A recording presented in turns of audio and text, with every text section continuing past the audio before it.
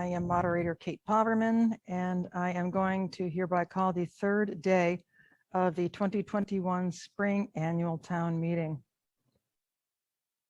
Today is the anniversary of George Floyd's death, and I'd like to have a moment of silence to honor him and the Breonna Taylors and the Dante Wrights and all the other people of color in the world whose names must be said, must be remembered, and must be known.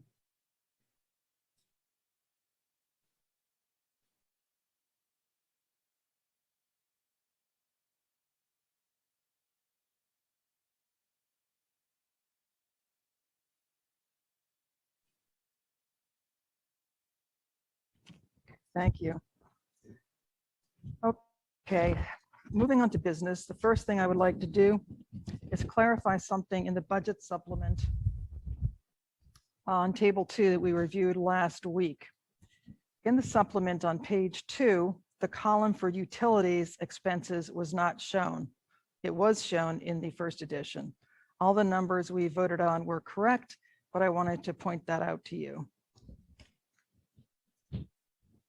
Now, as you know, we were supposed to have the special town meeting first thing on Thursday. There have been a few requests to move the order of motions to accommodate students' schedules and the schedules of others who have made special arrangements. The first request will be to move Article 37. Actually, I'm just going to go through them as we vote on them. So the first motion is to move Article 37 relating to climate change, a resolution to be heard this Thursday, first thing. May I have a second for that motion?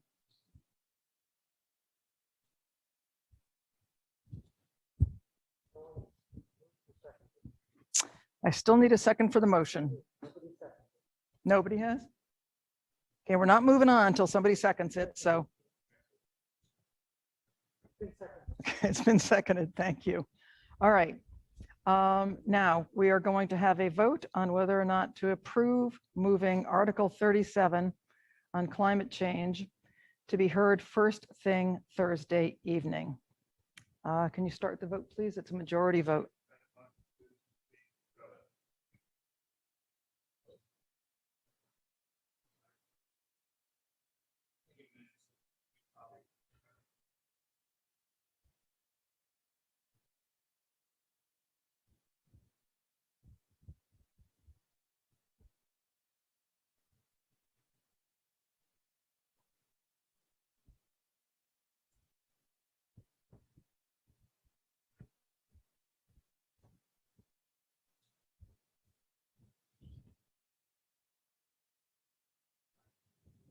Okay.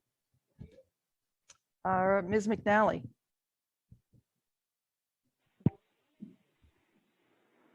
McNally, yes.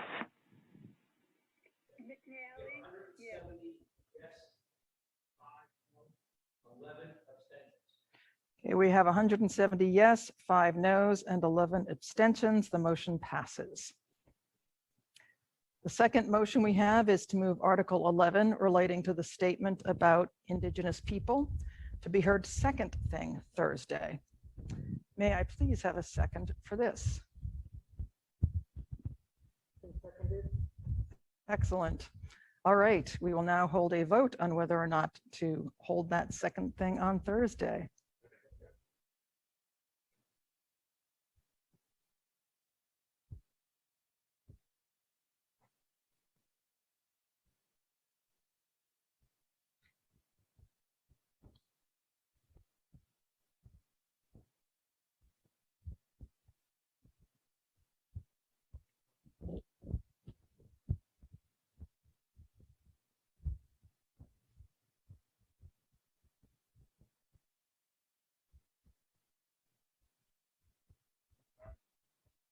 Okay, Ms. McNally. McNally, yes. 182 yes, 5 no, 6 abstentions. Okay, the vote is 182 yes, 5 no's, 6 abstentions. The motion passes. Okay, the final one is to move Articles number 19 and 20 relating to marijuana regulation to the first thing on Tuesday, June 1st. May I have a second of that motion? Thank you. All right, let's have a vote.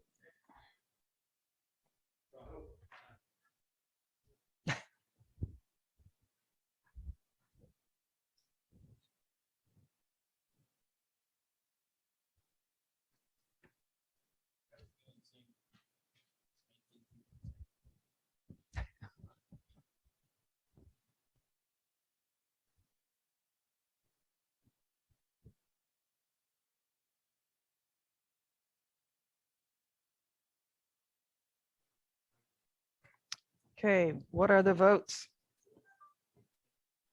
Rita. Or Ms. McNally, sorry to be informal. McNally, yes. 176 yes, 9 no, 14 abstentions. Okay, the total is 176 yes, 4 no, and 9 abstentions. 9 no, 13 abstentions. Oh, 9 no and 13 abstentions. Okay. So now we are going to move on to some procedural details. First, people have not been identifying themselves by name and precinct when they speak. This is very important. Our minute taker cannot properly identify people unless that's done. Even if you've been speaking for a while, every time you come back on, please identify yourself again. I will try to remember to remind you, but try to remind yourself as well. Second, Mr. Toffel sent around an excellent email this week discussing what is a point of order, what is a question of privilege, and what is not. Since we seem to be very popular about points of order, I thought I would go through it. Now, a point of order is something when you have a question about the legality or a propriety of a meeting or something that is going on at the meeting. Say someone has the floor improperly, or a discussion is taking place that is outside the scope of an issue.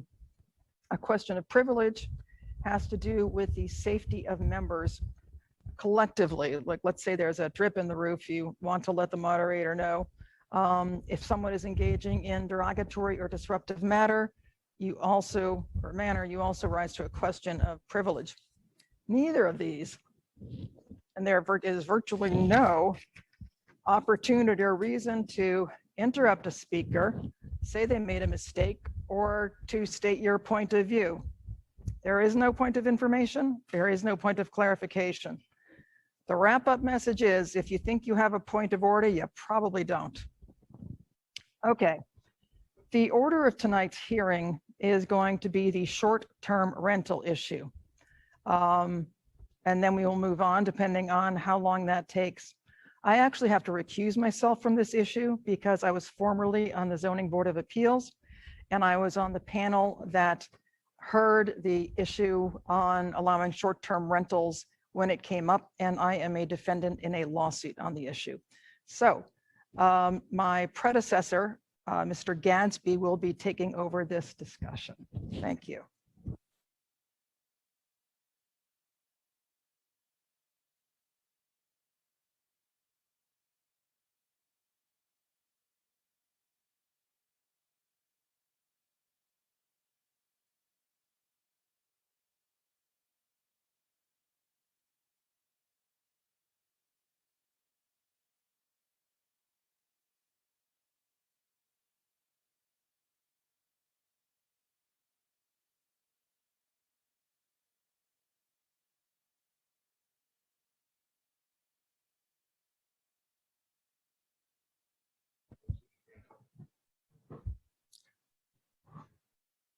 Good evening, town meeting members and participants.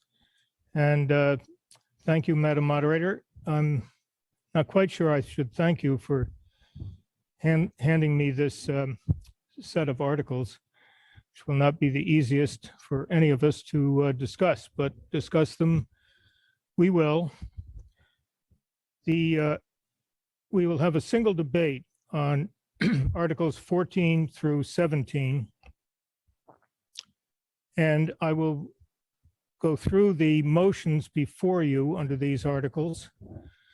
There are two motions under Article 14. The first is an amendment of the zoning bylaw to accommodate short-term rental regulations. It's found on pages 14-30 to 14-32 of your combined reports. It's moved by Ms. Friedman, seconded by Mr. Wyszynski. There is a contingent motion under Article 14 found on page 14-32, about which you will hear more during the explanation of these articles. Also moved by Ms. Friedman and seconded by Mr. Wyszynski. No motion is being offered under Article 15. The motion under Article 16 is on page 16-2 of the combined reports over to page 16-3. Again, moved by Ms. Friedman and seconded by Mr. Wyszynski. Finally, Article 17, Article 16 are the prosecution and enforcement provisions of the general bylaws applicable to short-term rental regulations. Article 17 are the proposed regulatory provisions found on supplement number 4, pages 1 through 7. Moved by Mr. Dempsey, seconded by Mr. Warren. There is a motion to refer Articles 14, other than the contingent motion, and 16 and 17 to a moderators committee found on supplement number 6, page 1. It's moved by Brown. Is there a second? Motion has been seconded. Now proceed to the debate, and there are a series of speakers whose function is to explain this complicated set of articles to you. And I call first on Mr. Gladstone. What is your point of order? Yes, thank you. I don't know what to call you. Acting Moderator Gadsby. In any event, I am Scott Gladstone, Precinct 16, and I rise to a point of order. Alternative Article 14. It was not submitted as part of the main warrant. It wasn't submitted as part of a special town meeting warrant. So therefore, it seems to be an amendment, a proposed amendment. Proposed amendments have to be within the scope of an article. Article 14 creates the zoning in every district for short-term rentals. The proposed alternative, Article 14, proposes to prevent short-term rentals in every zoning district. It would seem to me that if the alternative motion, it means to do exactly the opposite of the main motion, that it would not be within the scope of the main motion and therefore should be ruled out of order. Thank you. Thank you, Mr. Gladstone. The short answer to your question, or to your point, is that the moderator has ruled that the contingent motion under Article 14 is within the scope of the article itself, and there is no appeal from the moderator's ruling. I call on Ms. Friedman.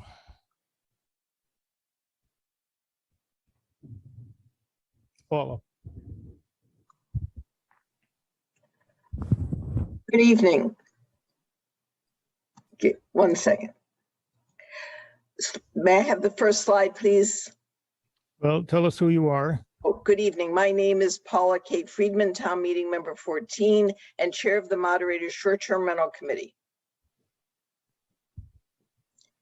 We are here to discuss warrant articles 14, 14 contingent, 16, and compromise 17. Warrant Article 14 will allow short-term rentals in all zoning districts. Should compromise motion 17 not pass, A vote for favorable action on warrant Article 14 contingent would prohibit the operation of short-term rentals in all zoning districts. Warrant Article 16 outlines rules and regulations for operation of short-term rentals, and warrant Article 16 describes enforcement procedures. Sorry, next slide, please.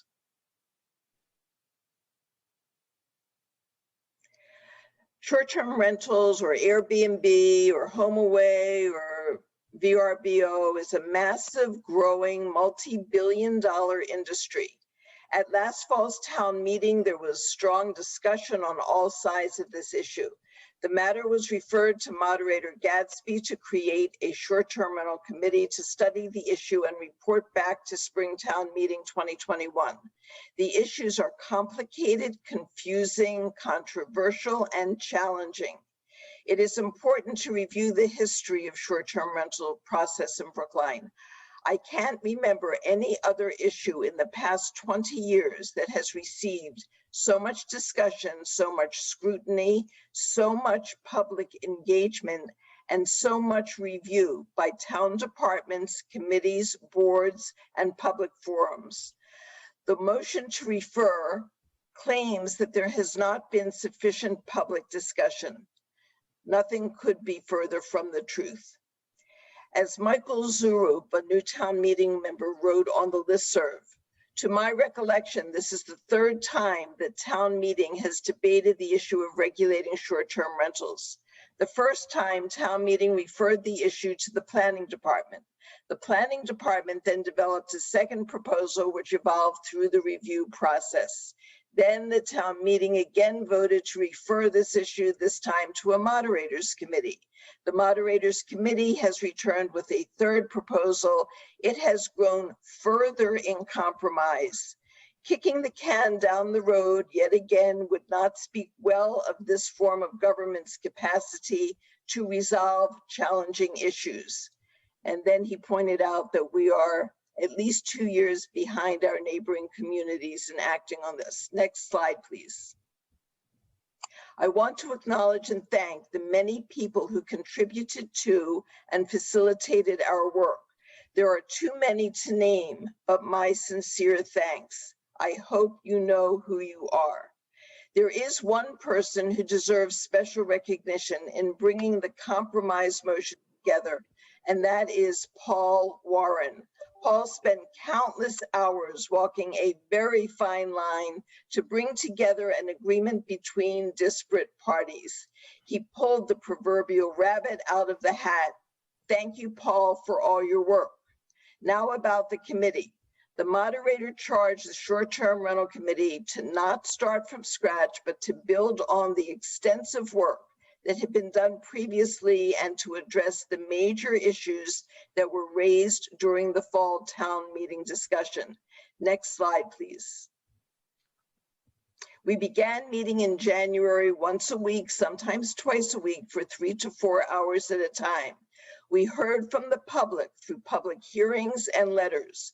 We heard from department heads, including building, traffic, planning, fire, police, town council. We vetted all our work through appropriate offices, including town council. We did extensive research, collected data, including the research that Susie Roberts did, and engaged in thoughtful analysis. Our goal was to produce a fair, balanced initial short-term rental public policy. We worked hard to balance the needs of operators, neighbors, neighborhoods, and the town. We realized that whatever policy was implemented would have consequences, some intended, some unintended. We understood that we would not agree on everything and that our recommendations would not be the final word on the matter. Subject to review by the Planning Board, the Advisory Committee Subcommittee on Planning and Regulation, the Advisory Committee, and the Select Board. It is hard to remember an issue that has had so much discussion by so many for so long in Brookline. Next slide, please. We will hear from a number of speakers tonight as part of our report to town meeting. For the sake of time, I have listed the speakers and their topics on this slide. Please note that not all speakers will support the committee's recommendations. That is intentional. We feel that it is important to represent diverse viewpoints for town meeting to consider. Moderator Paverman indicated in her opening comments of town meeting that we need to strive for acceptance of each other and their points of view. That is what the Moderator's Short-Term Rental Committee believes that it has achieved. Please join me in voting favorable action on compromise motion warrant Article 17. Thank you. The next Thank speaker you. will be Sean Lynn Jones. Thank you. By the way, it's traditional to address whoever is moderating town meeting as Mr. Moderator. You're addressing the position, not the person. So with that in mind, I'll proceed to Mr. Lynn Jones.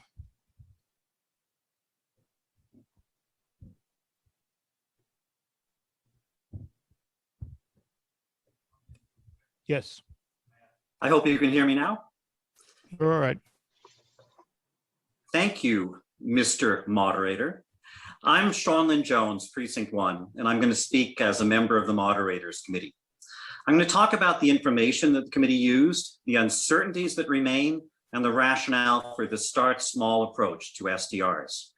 We weren't asked to go back to square one and to engage in major fact finding, but we did draw on many sources of information and research, including previous reports and analysis by town staff, particularly the planning department, public comment received by the committee, comments from town staff on the draft bylaws, town data on complaints related to SDRs. And here we found that there were relatively few complaints, but there was also true that the town doesn't track whether complaints about parking, noise, trash, etc., are related to SDRs.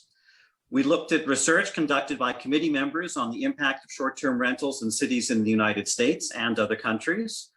We received a list provided by the Mass Department of Revenue of the short-term rentals in Brookline that paid state taxes. Although this list contained errors and was probably incomplete, it was very valuable in revealing that about 75% of the SDRs in Brookline were operated by investors. We also looked at bylaws in other communities, especially in the greater Boston area, but recognized that Brookline has some unique issues to deal with, and we are probably a particularly attractive community for SDRs, and in some cases, we might be able to do better than some of our neighbors. At the very end of the process, we received more information on condominiums and short-term rentals, particularly Alan Leviton's useful analysis of the distribution of Brookline condominiums by size. They found that most associations have relatively few members in Brookline. Out of all this, we learned one key thing. SDRs operated by non-resident investors, I'll call them absentee investors, have significant negative effects, whether in Brookline or around the world. They displace long-term residents by converting long-term housing into short-term rental units, and that can make housing less affordable. And absentee investors are less likely to care about or be able to monitor the quality of life negative effects of short-term rentals. But even after receiving all this information, a lot of uncertainties remain, and we have to face that. First, how many SDRs will there be in Brookline? Some people say not many, but this is an industry that's growing and tourism will resume after the pandemic. How will the SDRs affect the quality of life in abutters and in neighborhoods? It depends on how many there are and who's operating them. Will we actually be able to ban investor-owned SDRs, or will investors find ingenious ways to circumvent the regulations we impose? We don't know how many long-term renters / roommates are going to be displaced by short-term renters, even though that's an important question. Will enforcement be hard or easy? Will, for example, SDR operators keep records that enable us to monitor compliance with the 90-day limit or not? And how much staff time and funding will this require? In each case, there are arguments either way for what could happen, but a lot of uncertainty about which predictions are the most plausible. We think the best way to deal with this uncertainty is to start small. It's not just a matter of splitting the difference between big and zero. It means making short-term rentals an allowed use, but imposing limits to make sure that the negative effects are minimized. And that's what the recommended articles do. In particular, starting small means imposing various bylaws that will reduce the likelihood that absentee investors will operate their SDRs in Brookline. We have an owner occupancy requirement, a primary residency requirement, and a limit on the number of nights per year, which means that it aren't so many financial incentives for investors to come in and convert resident housing to visitor housing. And the Pelkey-Karen amendment further reduces the likelihood that there'll be a very high number of SDRs in Brookline.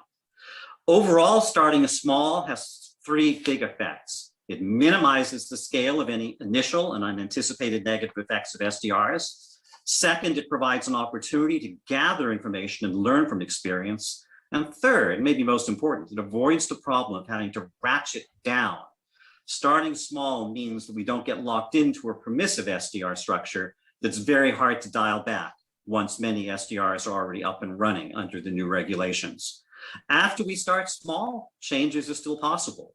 The select board, as the body with authority over SDRs, needs to monitor the implementation of the bylaws. The select board may wish to establish or designate a committee on SDRs. And if it doesn't, maybe town meeting will do that in the future. The select board is charged with developing regulations to monitor the bylaws and implement the bylaws, could change those regulations in response to new information learned from experience. And town meeting itself in the future could modify the bylaws in Article 17 by a simple majority, and it could change Article 14 by a 2/3 majority, should this town meeting pass those articles. All the information we have suggests that starting small is the best approach. Instead of deferring a decision or doing nothing, let's start small, recognize that there are uncertainties, gather more information, and make changes if necessary. Please vote favorable action on the articles recommended by the committee, including the Article 17 compromise motion. Thank you. Thank you, Mr. Lynn Jones. Ms. Albuquerque?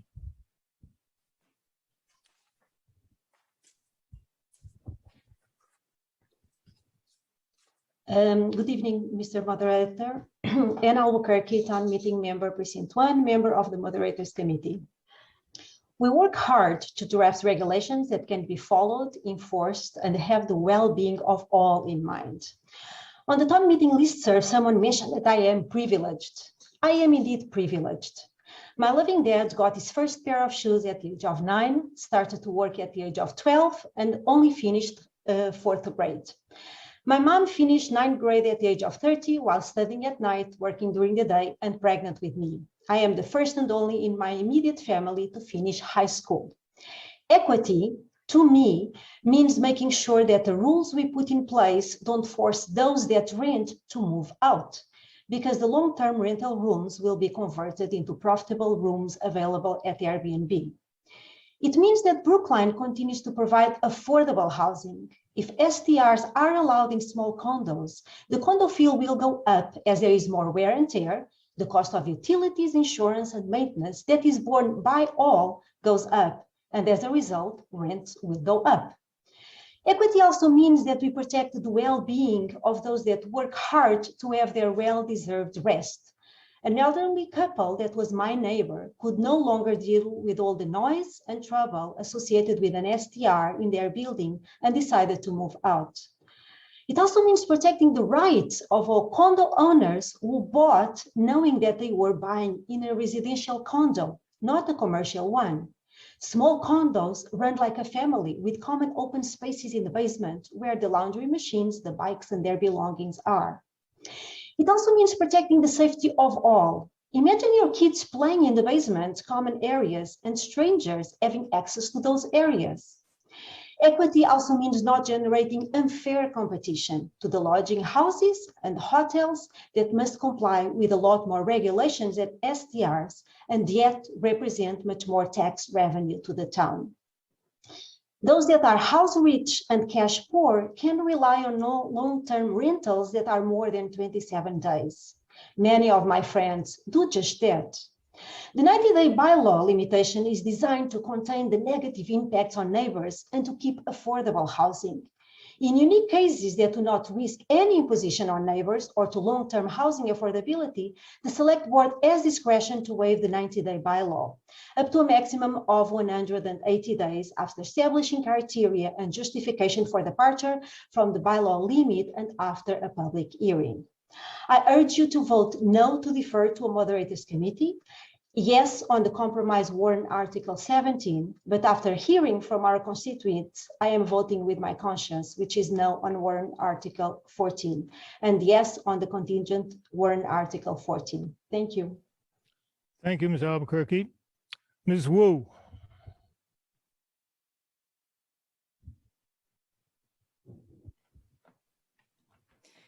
Thank you, Mr. Moderator. Chi-Chi Wu, Town Meeting Member, Precinct 7. Do short-term rentals confuse you? Is your head spinning from all the emails on the town meeting listserv? Well, then I have a proposition for you. Let's make it simple and easy and ban STRs. I'm opposed to STRs in Brookline for several reasons. Most importantly, because it removes rental housing for long-term renters and it negatively affects housing affordability. Airbnb had a devastating impact on Boston Chinatown, taking a lot of rental units off the market. Now, proponents of Article 17 note it doesn't allow investor-owned units, so it'll actually prevent this phenomenon, and that Boston passed regulations in 2018 doing the same. So I asked a community organizer who works in Chinatown about that, and she said, yeah, the Boston regulations have made a big difference, although there were some investors who snuck in under the radar. And therein lies the rub. The problem is that as those who sneak in under the radar, because complexity is the enemy of enforcement. With a complicated regulatory scheme, if some STRs are allowed, it's harder to crack down on the illegal STRs than if none are allowed. If you see lots of people with suitcases rolling into a unit, how do you know it's legal or illegal? How can you tell when an STR operator has blown past the 90-day limit? Even STRs limited to owner occupants can affect rental housing supply. For example, the woman who sued the town over this issue talks about how she turned to Airbnb after having a bad long-term tenant. I'm sympathetic to her situation. It did sound like the tenant was awful, but the next tenant could have been a good tenant. But most importantly, that means that room is off the market for single room occupancy long-term rental. So I urge you to vote against Article 14 and for contingent Article 14, which bans STRs. But like Anna Albuquerque, I'm also urging you to vote for Article 17. Now you may be thinking, what the heck, lady? Didn't you just say you opposed STRs? Yeah, I do. But we're voting on Article 17 first. So if Article 14 passes, we need Article 17 to have a strong regulatory scheme. And if Article 14 fails, well, remember that lawsuit I just mentioned? If the STR operator wins, the court may declare that Brookline's current bylaws permit STRs. In that case, again, we need a strong regulatory scheme like Article 17 in place. Otherwise, we'll have nothing, which is the nightmare scenario. Only if Article 14 contingency passes, requiring a 2/3 vote, will we be assured of banning STRs. That's 2/3 vote is a high bar. So vote against the referral, for Article 17, but against Article 14 and for the Article 14 contingency banning STRs. Thank you. Thank you, Ms. Pelkey.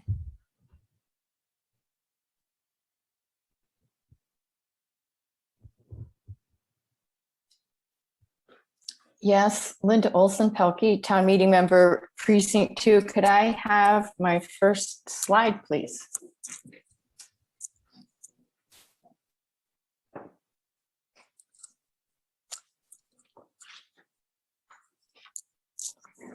The compromise motion includes the Pelkey-Karen amendment. Our amendment addresses how an STR operator would be certified or denied to operate within a condominium. I've been a trustee at my 50-unit condo for over 12 years, and Attorney Karen also serves on his board. Next slide, please. There have been multiple versions of the condo certification language along the way. The Moderators Committee version relied on the association's consent, which could be problematic if the trustees use their own discretion rather than relying strictly on governing documents. The first Dempsey-Warren motion relied on whether or not short-term rentals are prohibited, in current documents, and would have meant that STRs would be allowed by default where condo docs are silent. Next slide. The Pelkey-Karen Amendment says that short-term rental operators cannot be certified unless the association's documents expressly permit this new use. The amendment allows each condo association to determine, based on the will of a supermajority of current owners, whether or not they want to allow STRs. Previous versions were a gotcha for condos. Sorry, you're stuck with what was written in your documents half a century ago. And good luck amending your docs to prohibit STRs. Next slide. Condo governance is defined by state legislation. The master deed contains a statement of the intended purposes of the building and units and the restriction on uses. STRs are a new, unique use that must therefore be identified as an allowed use in the condominium documents if this association wants them. All three of the required documents can only be amended with a supermajority of owners. Next slide. The lawsuit against the town by an operator claims that the building commissioner's interpretation that STRs are not currently allowed in Brookline is wrong.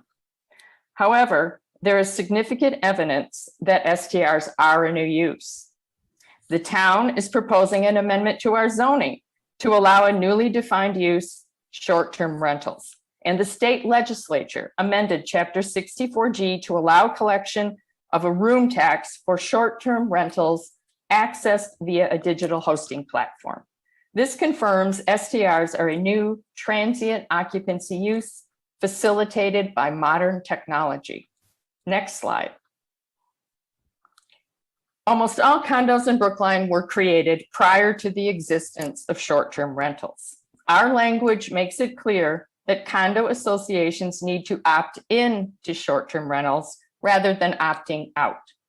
Under previous language, condos would have had to try to amend their documents after STRs were a permitted use. That gave the upper hand to a potential minority who could block any amendment seeking to prohibit STRs. The Pelkey-Karen Amendment is the only fair way to deal with the situation. It allows current condo owners to decide whether they want to permit this new use or not. Please vote no on the referral motion and yes on the compromise warrant article 17 that includes the Pelkey-Karen Amendment. Thank you. Thank you, Mr. Karen.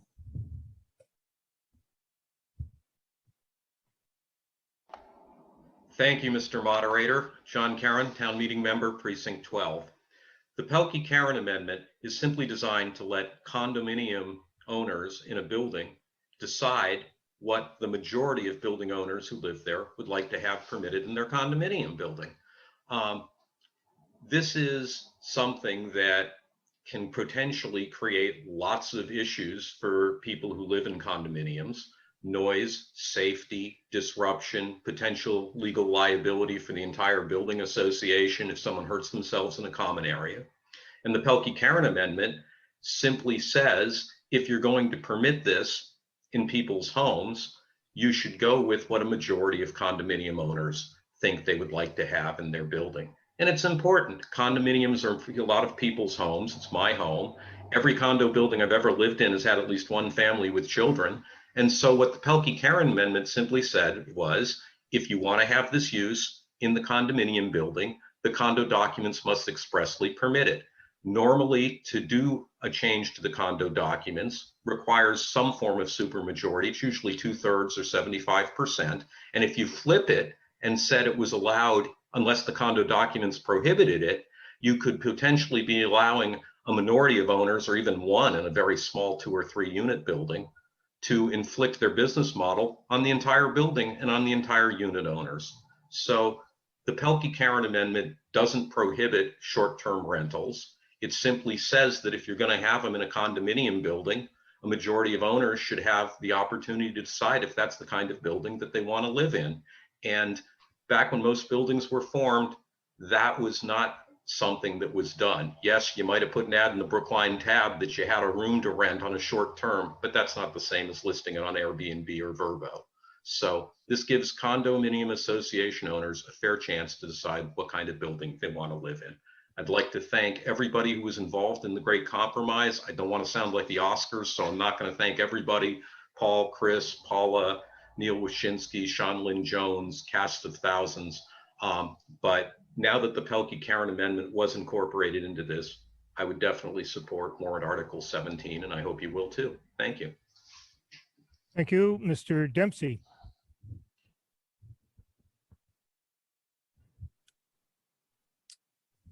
Thank you, Mr. Moderator. Chris Dempsey, town meeting member in Precinct 6 and member of the Short-Term Rental Moderators Committee, which was my punishment for raising this at the last town meeting as an item that needed a little bit more attention, but a punishment I was happy to accept and to work with colleagues on over the course of the last 5 months. If the administrator could pull up the slides, please.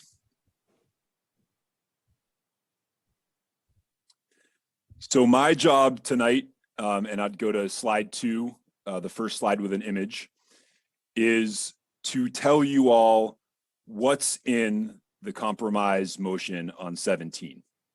I'm going to keep it pretty simple here.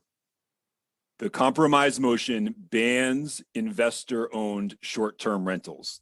On the right, you see one of the first images that comes up when you Google image search for landlords. We are banning landlords from operating STRs. You have to live in the unit. Next slide, please. So that's right. You are only able to operate an STR if it is your home. It is your permanent residence. And I'll talk more about this, but you have immense incentive to be sure that the people to whom you are renting are going to treat your own home in the way that you want it treated. Next slide, please. Very importantly, the compromise motion includes the Pelkey-Karen Amendment, and I salute Linda and John for raising this and fighting hard for it. We didn't get it right at first. Their language gets it right, and it is a lock that condo associations must have the express support for STRs in their documents for any STR certificates to be issued by the town. Next slide, please.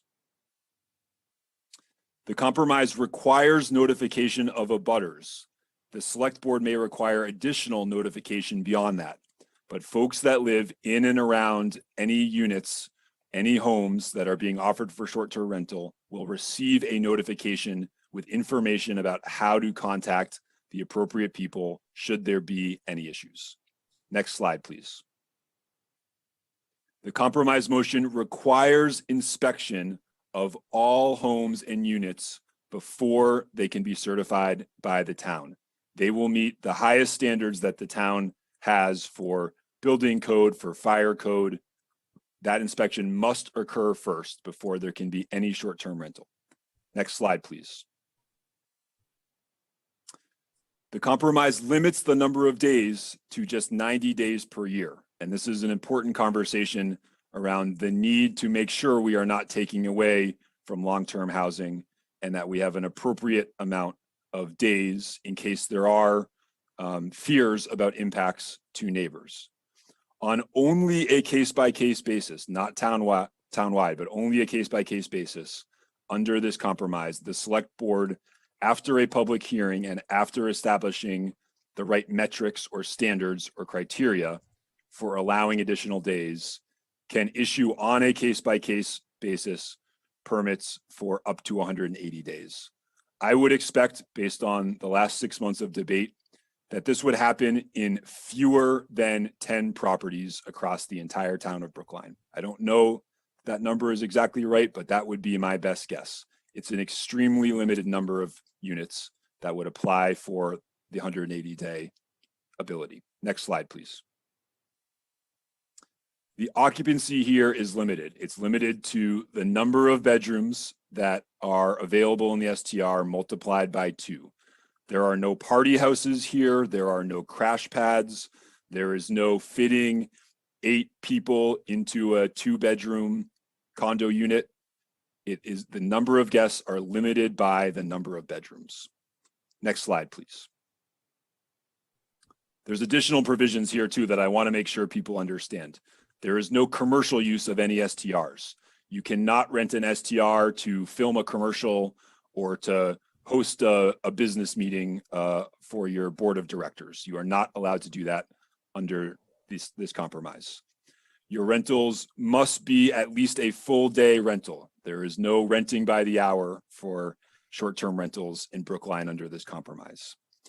The operator must provide contact information for not only then for a primary contact, but also a secondary contact and someone who will be available 24/7 should there be any issue in their STR.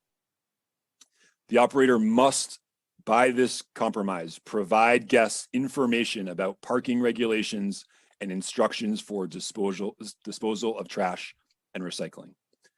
And finally, this bylaw does not go into effect until January 1st, which gives the town 6 months to be prepared, give the select board some time to see if they want to require additional notifications or promulgate additional regulations to ensure that all of the details are right.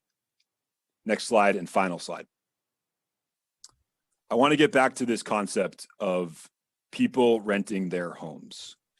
I don't know about you, it's not that appealing to me to have a stranger in my home. The people who are choosing to do this are folks for whom the revenue matters. And you saw on the town meeting listserv, and I hope she'll be able to speak tonight, Joyce Graff, for whom short-term rentals allow her to make her property tax payments and stay in Brookline. And you may be asking, well, gee, why doesn't she just rent to a long-term renter? And she does, and she has, and she's been successful in that. But short-term rentals provide her with some more flexibility, and I think most importantly, more control. When you have a long-term renter, you're signing up with that person for potentially a year, handing over the keys, and anytime you want to leave, that person is in your home with the keys. Not true with a short-term rental. You can dictate and set the terms of when the person will be there, ensure that you'll be there at the same time, and in some cases, not even ever give them the keys because you know you're going to be there to receive them and to see them off whenever they're there. It's that sense of I'm allowing someone into my home that leads me to believe that this is a fair compromise and one that starts small and starts reasonably because of the built-in incentive we all have to not want disruptive behavior in our homes, to not want destruction of our homes, but to want to welcome people, in Joyce's case and others, from around the world who are looking to visit Brookline, shop in our stores, go to the Coolidge Corner Theater, go to the Brookline Booksmith, visit family members in Brookline. And that's made possible because of short-term rentals and will be possible in a limited, defined way under Compromise Motion 17. I urge you to vote yes on Compromise Motion 17 and to vote yes on warrant articles 14 and 16, which would allow this entire package to advance in, again, a limited introductory way. Thank you. And I think Paul Warren is the last speaker. Mr. Warren.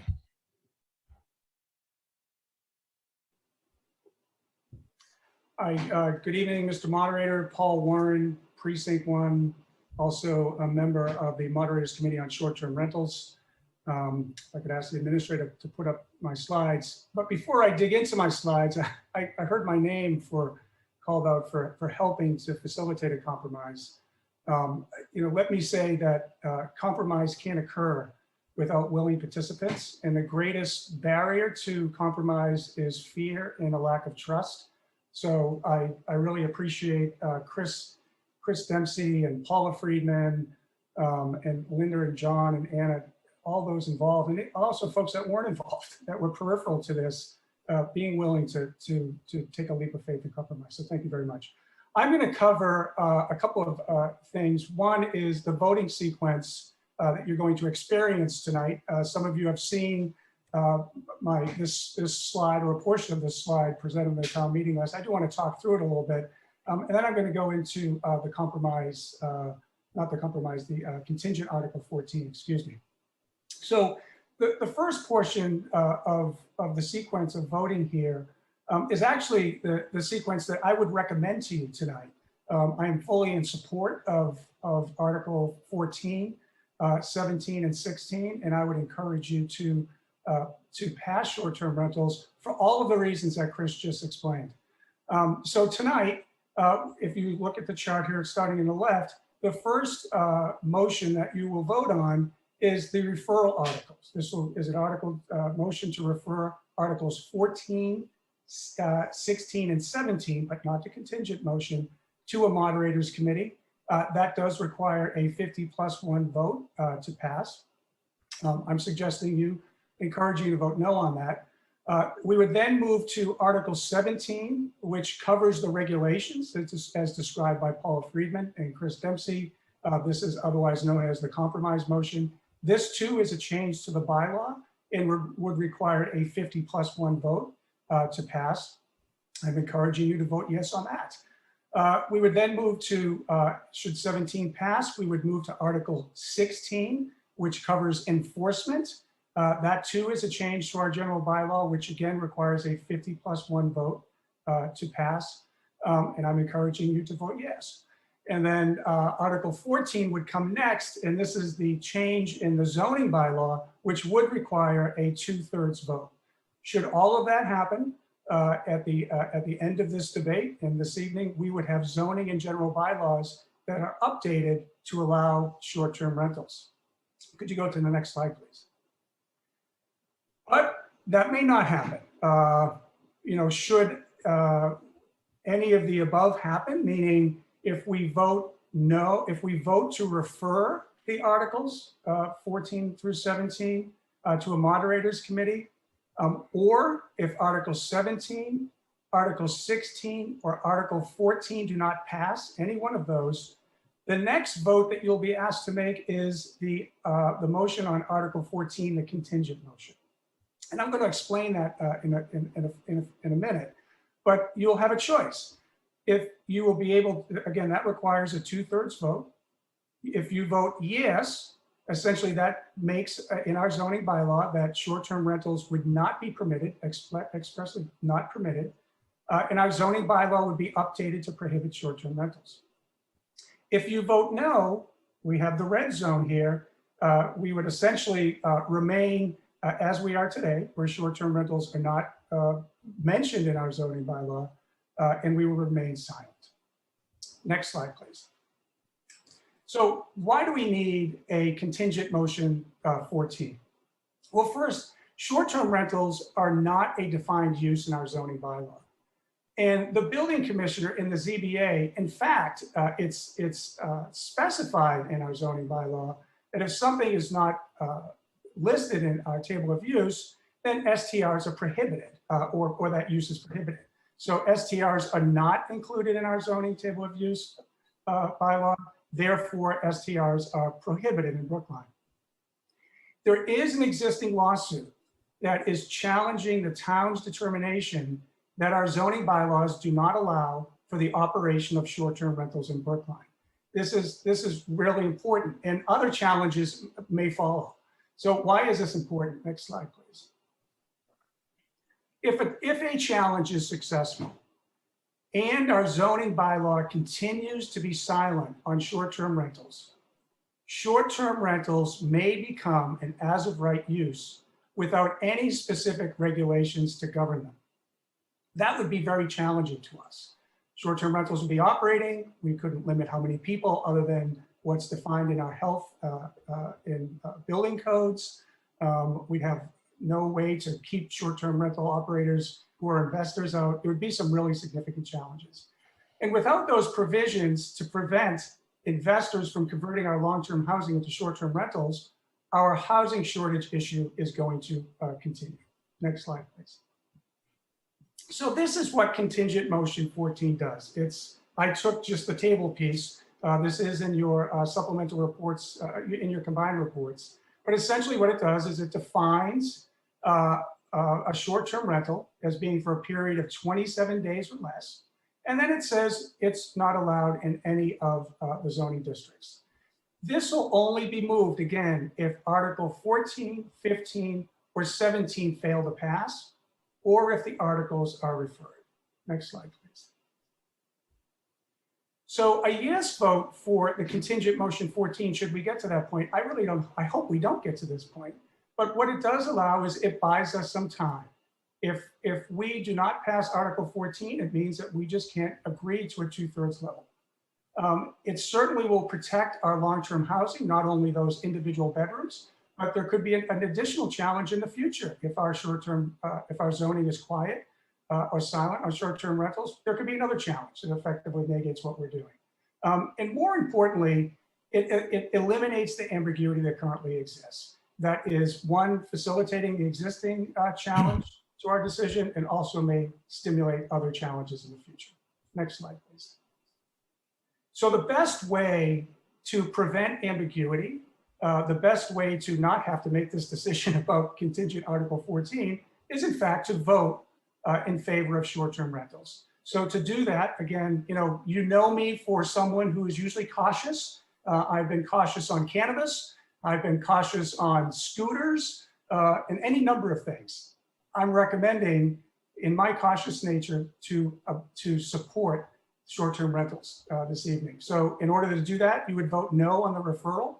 You would vote yes on Articles 17, 16, and 14. I think that's my last slide. Thank you. Thank you, Mr. Wyszynski.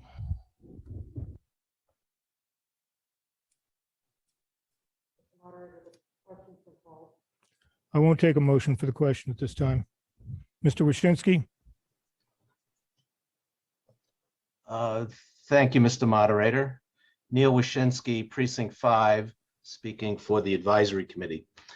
Short-term rentals have been through a town meeting adventure filled with twists and turns and lake-breaking developments, including the referral motion over the weekend. And through all the complexity, we're left with what's been described as the grand compromise, which is made up of clear motions on 3 articles. The Advisory Committee is urging you to vote for the compromise. That is a yes vote on all 3 articles. And with any good compromise, no one is completely happy. And to think that more study will create that magic kumbaya moment is misguided. The Moderators Committee worked very hard to try and thread the needle of competing interests, all with strong feelings. And as hard as they tried, they didn't get completely there, but they laid out some principles that are preserved in the compromise. The most important being to go slow as we gain experience. Additionally, as you heard, no investor-owned STRs will be allowed under the compromise. Those are the STRs that could negatively impact the housing supply. The end result here is that someone wanting to rent out a room to make a little extra money or to meet new people will be able to do so. Another bedrock principle provides for safety inspections, including a requirement for hardwired smoke detectors as insisted upon by our fire chief. One of the thorniest issues faced by the Moderators Committee relates to condominiums. Over the past few weeks, you've seen much back and forth about what happens if a condo association's governing documents are silent on STRs. And where we landed, as you heard, is that if you're in a condo, the condo association's governing documents need to expressly permit the STRs. In other words, condo associations will need to opt in using whatever decision-making process that condo has established. I suspect many of you wanted the compromise to land here, but we need to recognize that very few, if any, condo documents currently expressly permit STRs. And yes, all these provisions combined will work to reduce the numbers of STRs in town. Prior to the pandemic, the town received a bit over $400,000 in STR room tax revenue. In all likelihood, this figure will be reduced. So we'll be paying a financial price for this go slow approach, but we'll be getting order in the world of STRs instead of the Wild West anarchy that currently exists. And as you've also heard, the town has taken the position that STRs are currently illegal and is relying on an interpretation of our zoning bylaw. A problem we're facing, as you heard, is that if nothing passes and the lawsuit filed against the town is successful, existing STRs will be deemed a pre-existing non-conforming use under zoning. This would be the equivalent of a house built years ago, which doesn't conform to today's zoning. You can't tear it down. In other words, if the lawsuit is successful and Article 17 fails, STRs could be allowed everywhere in every type of property by anyone with few limits nor a regulatory framework, which would include safety inspections. Advocating a no vote on everything is playing with fire. It could lead to the worst of all STR worlds. As counterintuitive as it sounds, if you're against STRs, the best way to express it is to vote for the compromise.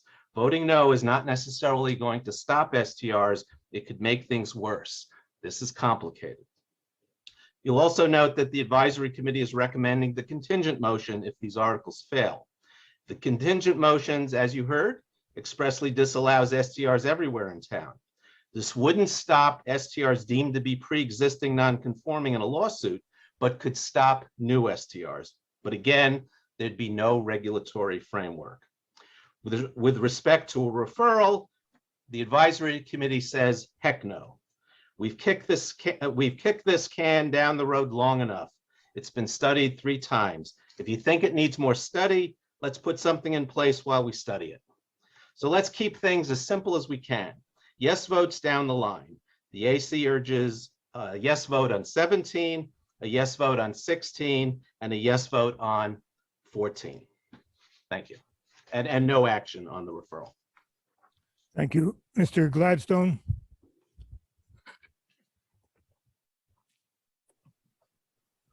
Yes, can you hear me? Great.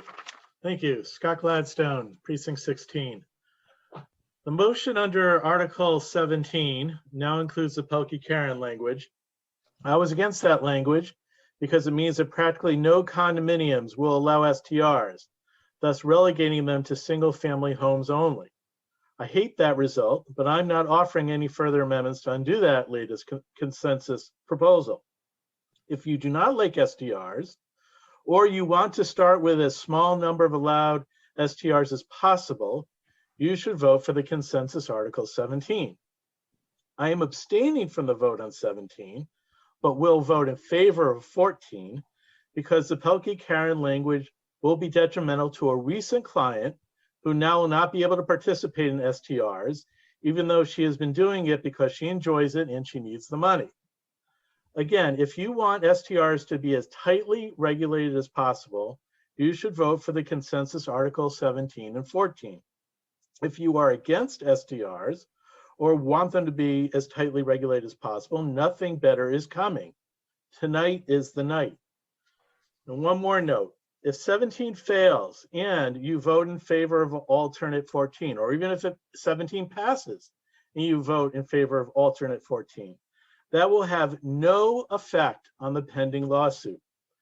If the STR use is determined to be an already allowed use under Use 51, which only allows 2 bedrooms to be rented up to 4 people, so it's not a free-for-all, but if it's determined that that use is currently allowed, then no matter what you do on alternative 14, that use will be grandfathered in under state law. So now town council is constrained on this question because she has to take a position in court and may have to take a future position in court. So you just have to trust me on this, that there is no legal practical use for voting in alternative Article 14. Again, if you wish to regulate STRs, 17 and 14 are your best opportunity. Thank you. Thank you, Ms. Roberts. I will not allow the motion for the question. Susan Roberts.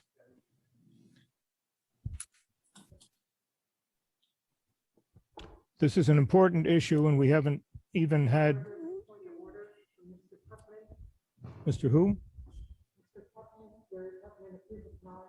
Mr. Tuckman. Jerry Tuckman, town meeting member, precinct 9. I have twice called the question, and under Robert's Rules of Order, my understanding is that should take precedence. A list of speakers should be listed. and then a vote should be taken. Well, Mr. Tuckman, you have a fundamental misunderstanding of our rules of procedure, which are governed by town meeting time and not Robert's rules. Ms. Roberts. Thank you, Mr. Moderator. We can hear you. And I find I may just be a bit over 3 minutes, but I'll try and do my best. My name is Susie Roberts. I'm a town meeting member from Precinct 2. I'm the co-petitioner of the Are they allowed in the Article 17 with Maureen Coffey, a member of the Moderators Committee. I'm asking for your vote in favor of Article 17 tonight, including the Pelkey-Karen Amendment and Article 14, the zoning bylaw change. Last Thursday and again earlier this afternoon, I sent you all an email with an analysis of short-term rental data in Brookline, along with research into the master deeds of some of those on the listserv who said that they oppose SDRs. I hope that you've read that email or can read it now, because the data and the conclusions that are drawn from that may be helpful for you in deciding how you vote. I did want to turn to my own personal story so you can get a bit of a flavor of what it's like to be an SDR host and why we do it. In the past few years, excluding during COVID, I've rented my house for long weekends and 1 week periods to families and others interested in partaking of what Brookline and Boston have to offer.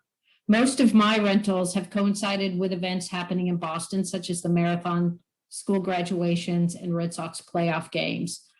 As the marathon runner myself, I'm thrilled to have runners and their families at my house. And as a ridiculous Red Sox fan, I was excited to have Chris Sales, high school coach, stay in my daughter's bedroom.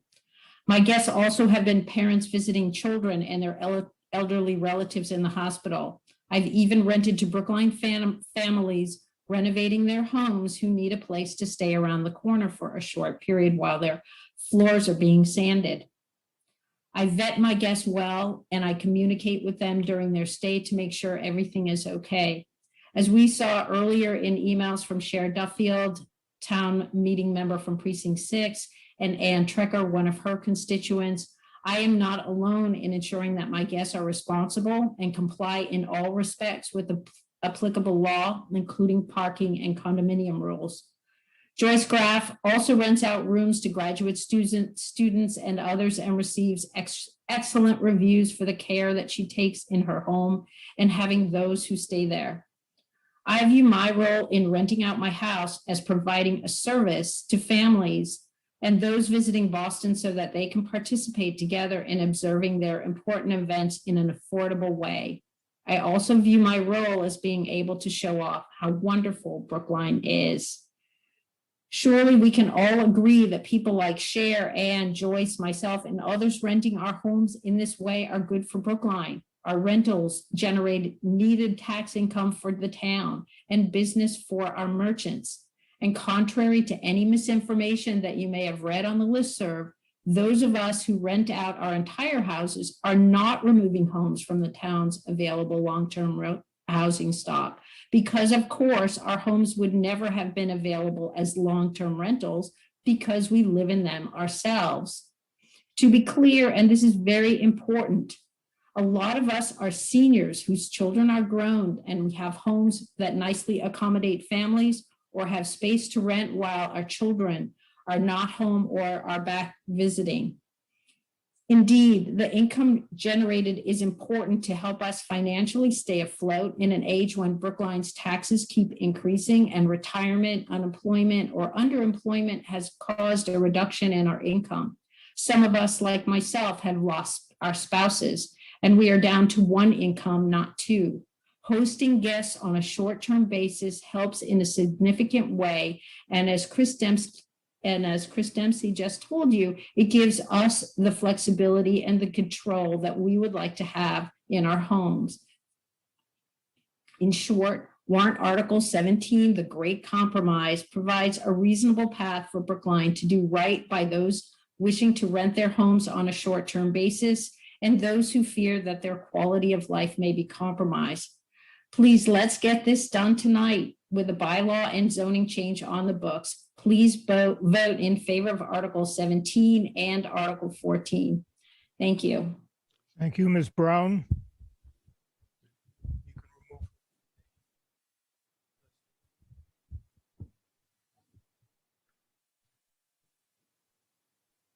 Thank you, Mr. Moderator. Deborah Brown here, town meeting member, precinct 1. Some may say that I have the dubious association with submitting a referral. But I just want to talk about why. I thought that the grand compromise was actually coming up with language that actually created a way forward for short-term renters. I would argue that it doesn't. And that the motion to refer was necessitated in order to investigate a variety of issues. And I agree that long-term renters have rights, but I also believe that, well, let me back up. I believe that if you ever end up arguing that, you want your grandmother to have a long-term renter versus a short-term stay person, I want you to think long and hard about it. Because once that tenant is in, good luck plying them out. It's not going to be easy. I will even argue that in some forms, short-term rentals are not new, despite what we're hearing here today. That, when you tack on the Pelkey Karen language, that these warrant articles actually feel like a taking. And that's not going to help, the argument that we've got something on the books is just not going to carry weight, because then you're actually looking at constitutional issues and you won't be able to avoid that litigation easily. Lastly, contingent warrant article 14 actually feels like a trap. It feels like a gotcha, that if you are uneasy and you end up feeling like you have no other option but to vote for contingent 14, then what you end up is with nothing. And so the grand compromise may be that you get a little bit or nothing. So I did have some questions about the process. And I know that these folks worked hard, and I've said before that every time I look at the warrant articles, I'm impressed with the level of detail. But you know what? I haven't heard much in the way of quantitative data to demonstrate, that Brookline might actually lose housing to short-term rentals. And no, we can't use Boston as the example because they were horrible at managing the sale of real estate. They were just horrible at it. I still have questions outstanding about the condominium laws. Again, I feel like that's something that requires greater clarity. And some of you all may say, is that enough to justify, holding up this warrant article, given that it's the third time that it's come before us? Well, maybe not, but I do believe that this language is, where a short-term rental unit is part of a condominium association, a certification signed by the condominium association that the condominium master deed, bylaws, or other governing documents expressly permits that proposed short-term rental. Well, guess what? That's tantamount to 14 contingent. Most people are not going to be able to pass that hurdle.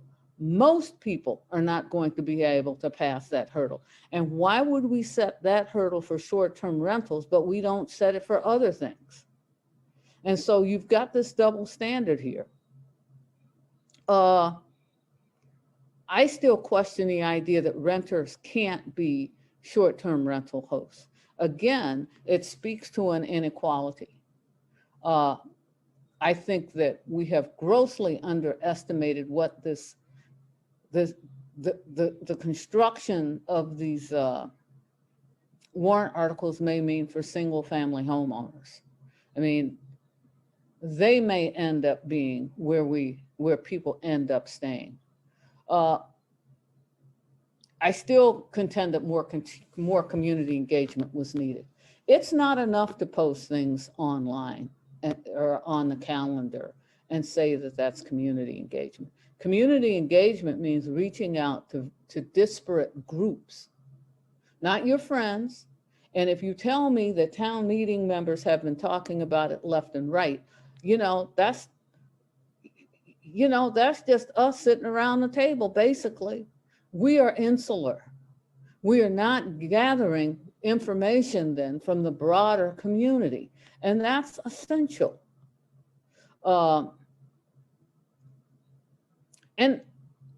I challenge this whole notion as to whether somebody is permanently and absolutely grandfathered. That's not what the law says. That's not what the law says, and I don't care what town council says. And that may be one, that's just not the state of the law. So I want to conclude by saying I acknowledge that, a great deal of work has been done on this. A great deal more work needs to be done, but that what you are proposing here, and largely because of the Pelkey-Karen amendment, you are criminalizing. You are going to criminalize the 100 or so senior citizens in this town who participate as short-term rental because they're still going to do it. And good luck carrying grandma, that could be me at this point, before an administrative hearing or issuing citations. I doubt this town is going to be willing to do it. And what we have done is painted ourselves into a corner where that appears to be, for some, the best scenario. And I would argue shame on us if we think that that's good public policy. Thank you very much. Now, I have not enforced time limits, but, and in fact, only two speakers have exceeded their allotted time by more than a minute. But henceforth in this debate, I'm going to enforce a 3-minute time limit. I don't like doing this any more than you like having it done to you. But it's only fair to those of you who have prepared in advance and signed up to speak. So we're going to hear from another 4 speakers who have signed up in advance, and then I will have a call for a question and answer period. Ms. Zucker?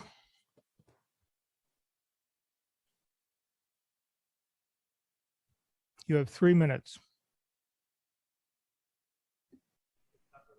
Zucker. Yes. Ellen Zucker. I'm in Precinct 1. I am not a member of your wonderful group, and I am very impressed with what I hear. I wanted to speak tonight in favor of the compromise Article 17 and in favor of the contingent Article 14. I do not believe, as a lawyer in town who has some occasion to look at these sorts of issues, that contingent Article 14 is for naught. I believe quite the contrary. But I want to situate my very brief comments tonight by telling you the following. I have for all my adult life lived in condominiums. I was very fortunate, I suppose, when I was in my 20s to buy a place outside of Harvard Square that I couldn't afford. I had roommates. I made sure that my roommates were there for at least a year because I felt that my social compact with the 2 other owners required that courtesy. We shared a basement, we shared laundry, bicycles were not locked. It didn't feel to me fair to have new people in and out of their home, daily, access to their entryway, daily. I now live in a condominium on St. Mary Street. I feel likewise. The social compact that I have with my neighbors is a delicate one. On a good day, it's a delicate one. And what that means is there are strollers in the entryway. When I moved here, I had a stroller, the 3rd floor had a stroller, and the 1st floor was a retired couple. I cannot imagine that they would have well endured more noise and more traffic in and out than the traffic that my son and the kid upstairs brought upon them. They already had a hard time with that. And what we had was conversation, day in, night out, about what quiet enjoyment meant in the context of condominium living. What does quiet enjoyment mean?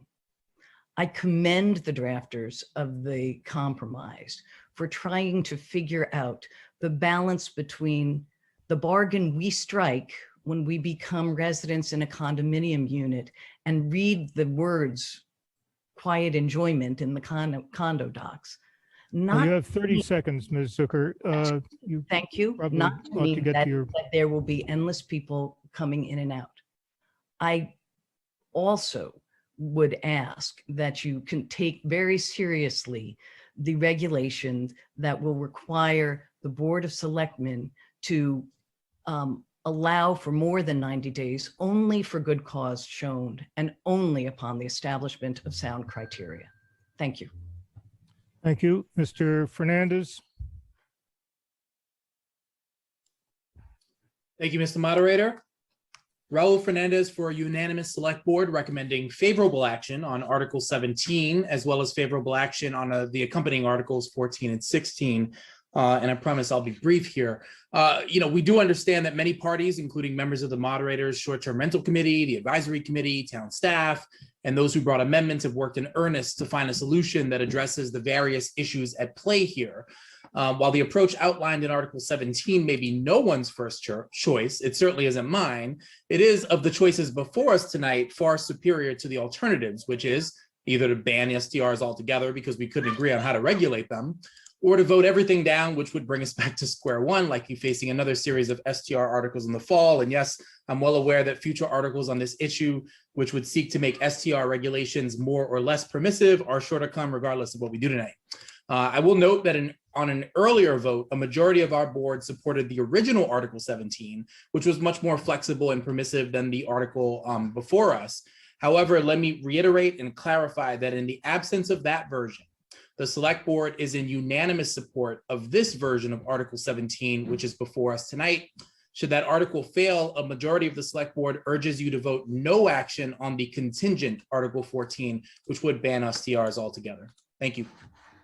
Thank you, Mr. Hyken.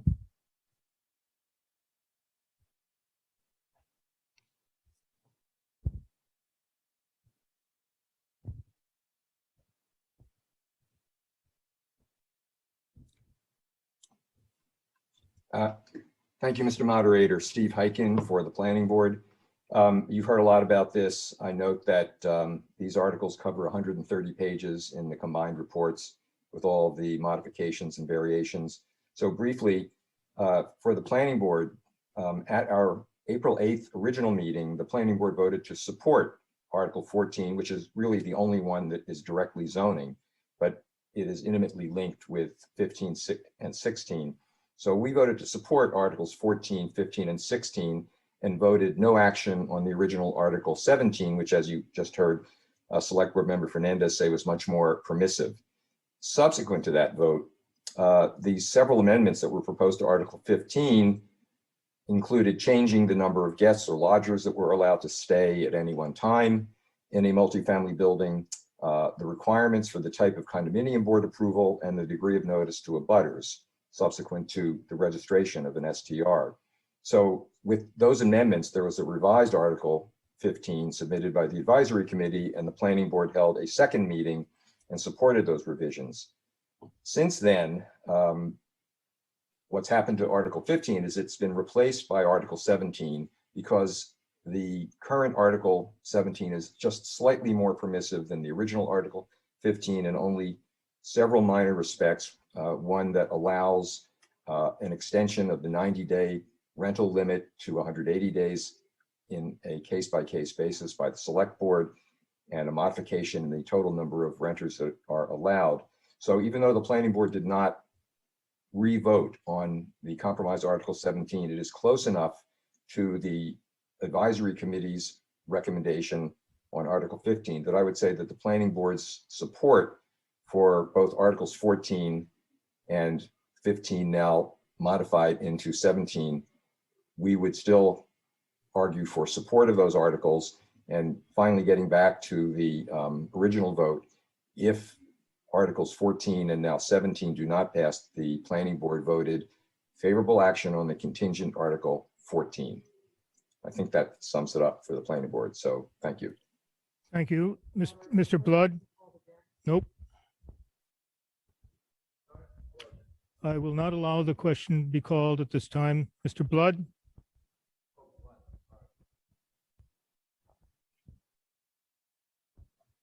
Roger Blood? Okay. So we're going to proceed to what is commonly known as a question and answer period. I hope that you will, those of you who I call on will limit yourselves to questions, but if you insist upon an oration, you're going to have to make it less than 2 minutes. Mr. Hyatt. H-Y-E-T-T. Hello. Thank you, Mr. Moderator. Eric Hyatt, Town Meeting Member, Precinct 10. I understand that it may be the case that short-term rentals currently are allowed in Brookline. I keep hearing about authorizing or banning them, but there is a lawsuit against the town currently that says that they are allowed, and no judge has thrown that lawsuit out of court yet. So they may well be allowed already. What we're looking for is some kind of a win-win-win that benefits our most vulnerable. It is a win for Brookline and having tax revenue, and it's a win for neighborhoods by having neighbors get along with each other. I want to thank the Moderators Committee on short-term rentals, a committee which, as I understand, included no short-term rental hosts. I was on board with Town Meeting Member Wyszynski's grand compromise. I thought that was amazing the first week that he announced that to us. I was like, wow, this is progress. Then the Pelkey-Karen amendment came and I felt heartbreak, but I was still on board. And then I heard from the buildings department that you had to have a hardwired smoke detector, and that is not a collaborative solution. Rather than being governed by the bogeyman of threats of lawsuits, we need a better deal for our most vulnerable. And I support Town Meeting Member Deborah Brown's motion to refer. Thank you. Thank you, Mr. Richmond. I might add that the hardwired fire warning devices were required by the fire department, Brookline Fire Department. Mr. Richmond. Thank you, Mr. Moderator. Clint Richmond, Precinct 6. I have found this to be a very frustrating topic. We didn't ask for STRs. They're funded by venture capitalists. They appeared enabled by the internet. The name STR to me is a new term invented by the state for what is essentially a lodging business. And if STRs remove even one rental property, that is a negative, and I would recommend voting against warrant Article 14 and for Contingent 14. And even if no rentals are lost, STRs would not improve the quality of life in the homes of those who are renters or condominium owners. But my question, Mr. Moderator, is how much staff and budget will be required to enforce even this modest initial proposal of warrant Article 17? There are 3 problematic areas. It is naive to assume that illegal STRs will simply not exist because they are banned. 2, that the number of days can easily be enforced for legal STRs. And 3, the number of occupants in legal STRs seems like a difficult area to enforce. And finally, how would enforcement happen for auxiliary dwelling units? Thank you. Mr. Bennett.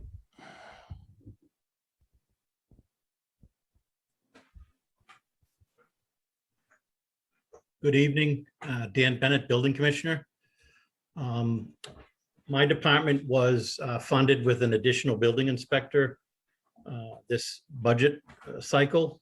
So I will have a full-time building inspector on staff to enforce short-term rentals.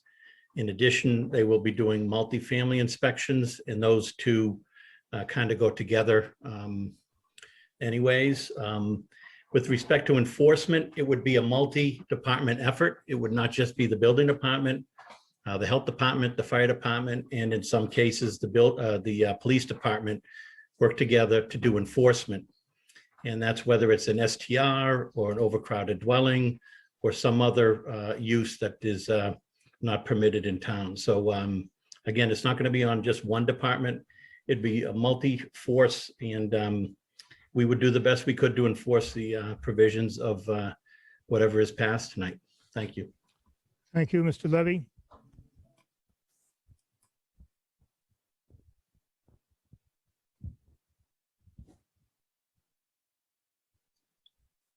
My question is, under, Who are you? I just said, I thought I had, I thought I had unmuted already, so please forgive me. My name is Mark Levy, town meeting member, precinct 7.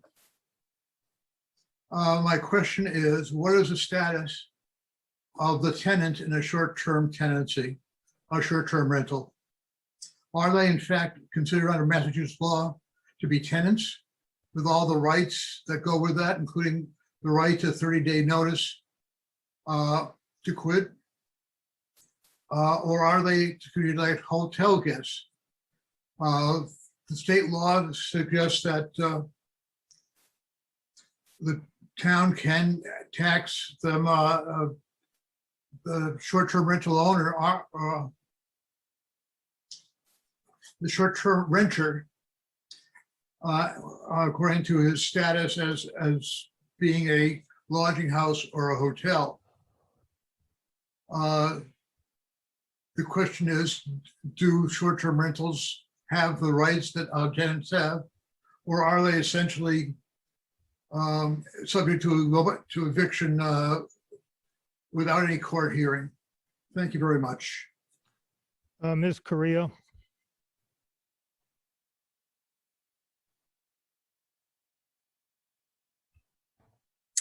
Patty Correa, First Assistant Town Council. This is a creature of state law, and so it has to be read in the context of state law. Obviously, tenant landlord law is also a creature of state law, so it's I believe on all fours, and would be treated as its own creature. But this is a developing area of the law, and so there will probably be further court decisions that will further inform this. That would be my answer. Thank you, Mr. Bignami.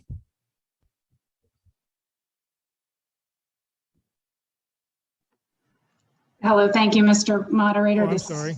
Beg your pardon, Ms. Bignami. That's all right. No offense taken. Petra Bignami, Precinct 12. I want to thank all the petitioners, members of the Moderators Committee, and many others in their what could be categorized as a Herculean effort on this complex topic. My question is around the potential impact of STRs regarding hotel-generated revenue for the town. My understanding is that part of the town's near and long-term strategy for economic development is to sustain and grow hotel revenue alongside other local receipts. To help me understand the comparative potential impact to town revenues, and because I'm very new to town meeting and it's been a challenge to keep up with all of these articles, I have two simple questions. I don't know who can answer them, but I'm hoping somebody will be able to. One, if I book a hotel room for $100 a night, how many of those dollars will go to the town of Brookline? Two, if I book an Airbnb room for $100 a night, how many of those dollars will go to the town of Brookline? And I guess feel free to assume that both hotel and Airbnb operators are accurately and appropriately reporting the $100 sales for tax purposes, and that the cost of regulation to the town is the same for both. Thank you. So, Ms. Goff, can you respond to those questions? Good evening, Melissa Goff, Deputy Town Administrator. Both short-term rentals and hotel entities are subject to the local option tax. So the tax would be the same no matter whether it was a short-term rental or hotel motel. Thank you, Ms. Brawley. And if you can find a hotel room in Brookline for $100 a night, I'd like to know about it.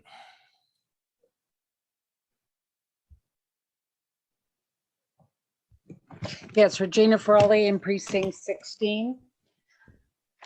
A lot of our condo buildings are attached. A huge portion of Brookline are attached buildings. The complainants that I first saw on Facebook were in Washington Square.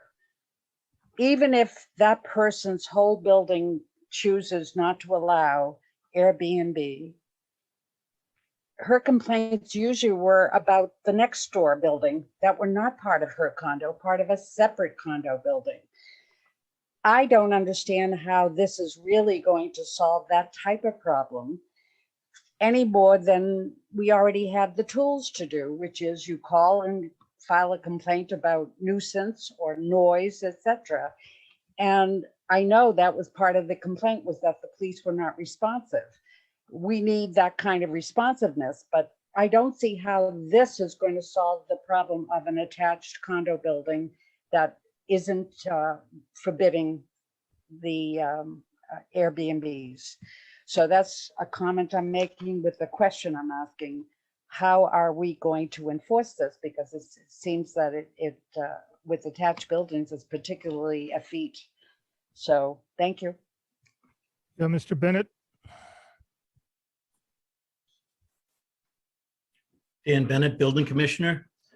We'll use all the tools at our resources to get to the bottom of who the operator is, what the complaints are. If this bylaw passes, we would have more tools to either suspend the registration, deny the license, and go to court with a clearer zoning bylaw and town bylaw that would allow either the health, depending upon the violation, the health department, building department, or fire department to take the necessary enforcement. Thank you. Ms. Vogt. I call Ms. Vogt, and then I'll take that, take the motion for the question. Marissa Vogt. Yes, hi, my name is Marissa Vogt, and I am a town meeting member for Precinct 4. I have 3 questions. The first is the first question is, why are short-term rentals restricted to owner-occupied STRs? The only objection I've heard against renter-occupied STRs is that an STR operated in a person's primary residence, is that some investors may install a dummy lessor, but we've heard that the residential tax exemption documentation process is sufficient for homeowners. Why is that not sufficient for renters? The documents that are required are things like a tax return, driver's license, and motor vehicle registration, which it seems to me should be sufficient for renters. The second question is, what precedence is there for the Pelkey-Karen Amendment? I cannot find any parallel statement in our bylaws that says that condo owners must affirmatively approve any activity that the town allows. We heard by email that our neighboring communities, Newton, Boston, Cambridge, and more, do not contain any similar language like the Pelkey-Karen Amendment in their STR regulations. So again, what precedent is there for this? Please, I would like to hear a parallel statement like this. And then finally, we've heard a lot about condo owners, but what protections does warrant Article 17 offer to residents like me who live in the nearly 900 single or 2-family homes, which are not condos? They are designated as single family or 2-family, not a condo, and they share a party wall. So all the noise complaints concerns that we've heard would apply to these homes, these attached homes. Thank you. Mr. Warren, would you like to field those questions? Would you field those questions?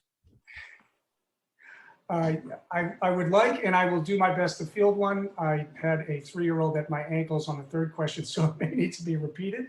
I apologize. So the first issue around renters, in fact, we modeled our primary concern for the Short-Term Rentals Committee was to make sure that we protected our long-term housing stock. And Boston was really a municipality that we look to for that. So it is true that with renters, you wouldn't have the process of, if you were an owner-occupied person, and the tax credit, the residential tax credit. And it is true that it would be fairly easy for an investor to install a renter that claims that that's their year-round residence, and then they could rent out 2 or 3 rooms as a short-term rental. So it is the renter provision, not allowing renters at this time is to protect long-term housing. That could be modified in the future, frankly, because it is part of the general bylaw. The condo provision, the Moderators Committee on Short-Term Rentals actually put forward a provision that was similar in nature, but not as strict as Pelkey Karen. Cambridge actually requires consent of the condominium, signed consent under the penalty and perjury of law, I believe, that they permit and consent to the operation of a short-term rental. Very similar language, not as strict, but similar in nature to what is contained in the Pelkey Karen motion. And Marissa, I'm really sorry, if you could repeat your last question, that would be really helpful. Yes, thank you. Marissa Vogt, town meeting member for Precinct 4. The question was, what protections does warrant Article 17 have for homes that are designated as single family or maybe two family, but that share a party wall? So, you know, a similar sort of living arrangement as a condo, but are not technically condos. And I believe that was actually Regina Frowley's question as well. So how do we deal with these attached units? Again, I would reiterate what the building commissioner has stated, that, you know, there are regulations that require that you not have nuisance. And if there are three findings of nuisance, the certificate is automatically revoked. So again, you know, it will take some enforcement. It will take some reporting of abutters. But if someone on that other wall from you is doing something that they shouldn't be doing, report it to the building commissioner. They'll issue a fine if they find that it's actually going on. And 3 times they're out. They'll have to go before the select board if they want to get their certificate back.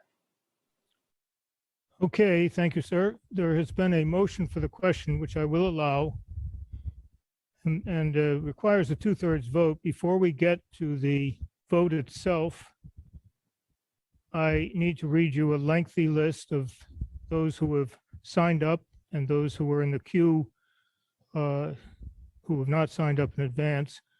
In the queue are Ms. Silbaugh, Ms. Pelkey, Ms. Roberts, Ms. Lapson, Ms. Graff, and Ms. Theory. Those who have signed up and would be, we would not hear from them if the motion for the question is successful.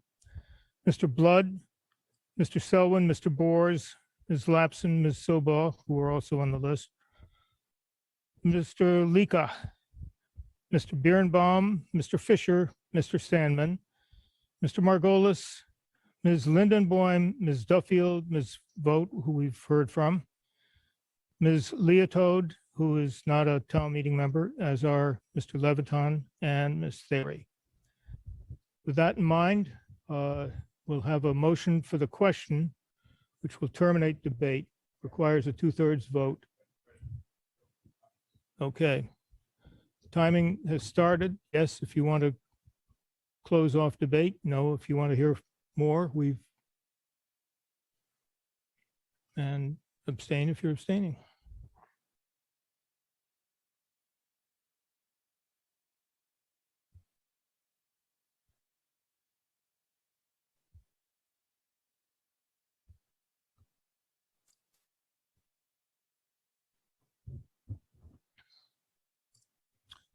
Time is up. Ms. McNally? McNally, no. No? No. Yes.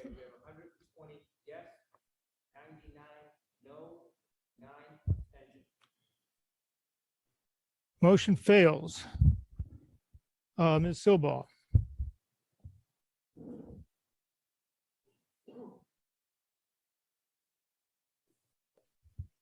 Kate Silbaugh, she, her, town meeting member precinct 1, and I want to talk about long-term rentals of bedrooms, and I have a couple of questions.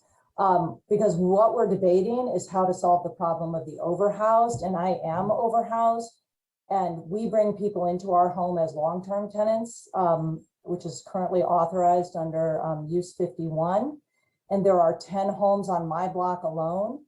5 have tenants for over 30 days, which is a long-term rental.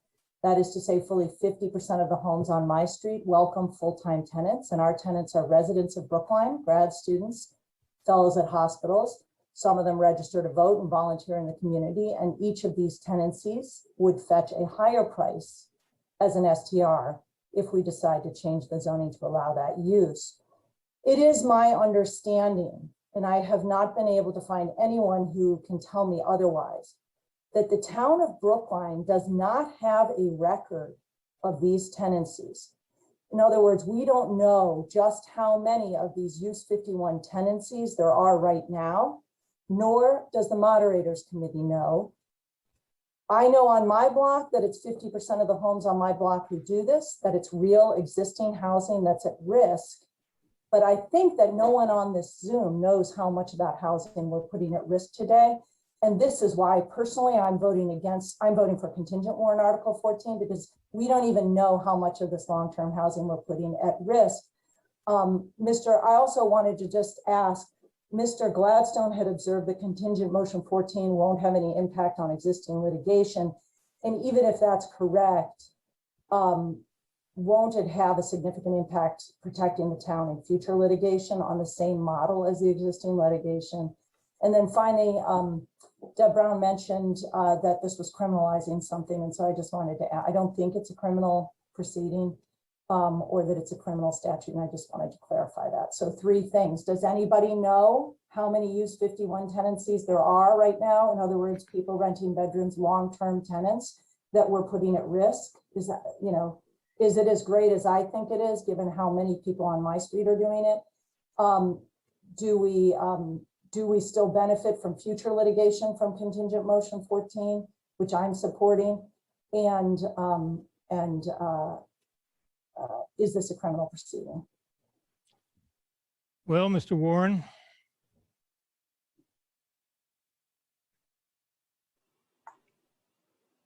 About how many Use 51s, is that the question, Kate? I'm sorry. Yes. That's not something that the Moderators Committee asked, and I believe that it may be a more appropriate question for the Building Commissioner.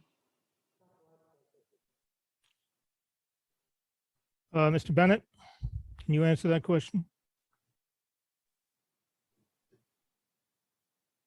Dan Bennett, Building Commissioner. Use number 51 is a permitted use, and we do not track the amount of residents in town that utilize use number 51. Thank you. Yeah, I've lost track of what your other questions were, Ms. Silva. I'm sorry. Mr. Moderator, Scott Glasson, Precinct 16. I can. The second question was directed to me, and I can answer it. Okay. Oh no, it was actually I meant it to be directed at Patty Correa, because you had made a suggestion that it wouldn't impact current litigation, and I'm not taking a position on that. I was just asking town council, would it impact future litigation built on the same model?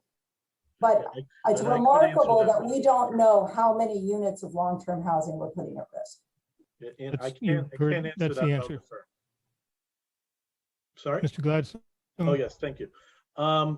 So with if there is someone similarly situated to the current plaintiff, meaning they were operating a short-term rental within the confines of Use 51, meaning owner operated and only up to 2 bedrooms and lower than the cap of families, which would be 4, so in some cases 3, that if they were doing that prior to the time that the ZBA made a public ruling that adopted the building commissioner's interpretation that Use 51 doesn't apply if the tenant is for fewer than 30 days, then that person is still in the same position and can represent that they were a pre-existing non-conforming use prior to any change in the bylaw that might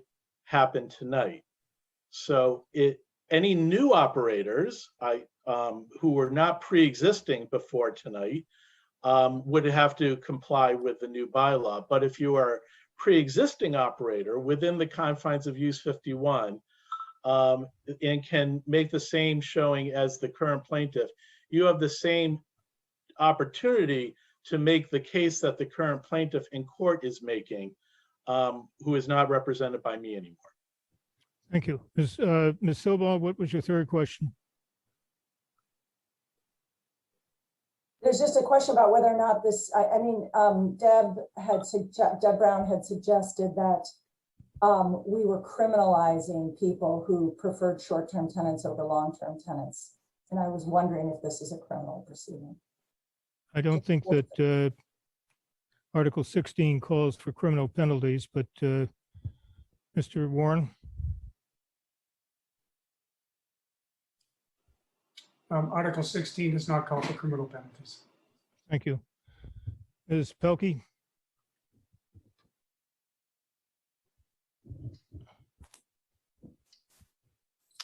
Yes, thank you, Mr. Moderator. Linda Olson, Pelkey, Precinct 2. I just wanted to respond to a few comments. One of the items in the referral motion that was raised as a question was, is the Pelkey-Karen Amendment in conflict with the state condominium law?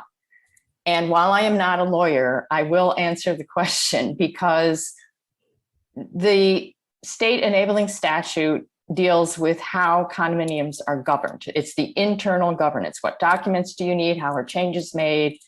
Who can do what the trustee's power is, et cetera. And the Pelkey-Karen Amendment is about what the town chooses to do in regulating short-term rentals. They're two completely different realms of action and authority. So there is no conflict. We've heard from several speakers who say that somehow this is just too hard on people. And so what they're really advocating is that people should be allowed to do short-term rentals without consulting the other owners in their building. That's what they want. And if, they need to be honest about it. And it's a choice between the default position. Is the documents that do not deal with STRs therefore allow them and the other owners are just stuck with it? Or do the owners have the right to their own self-determination? Thank you. Thank you, Ms. Roberts.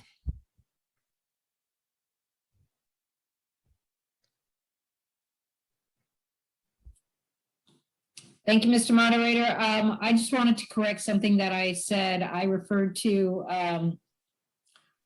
Sherry Duffield and Ann Trecker, and I referred to Ann as Claire Duffield's constituent in Precinct 6. In fact, Ann, who is an STR operator and who wrote emails to all of us about her experiences, she's actually a town meeting member of Precinct 6. So I do want to correct that. Thank you. Thank you, Ms. Graff.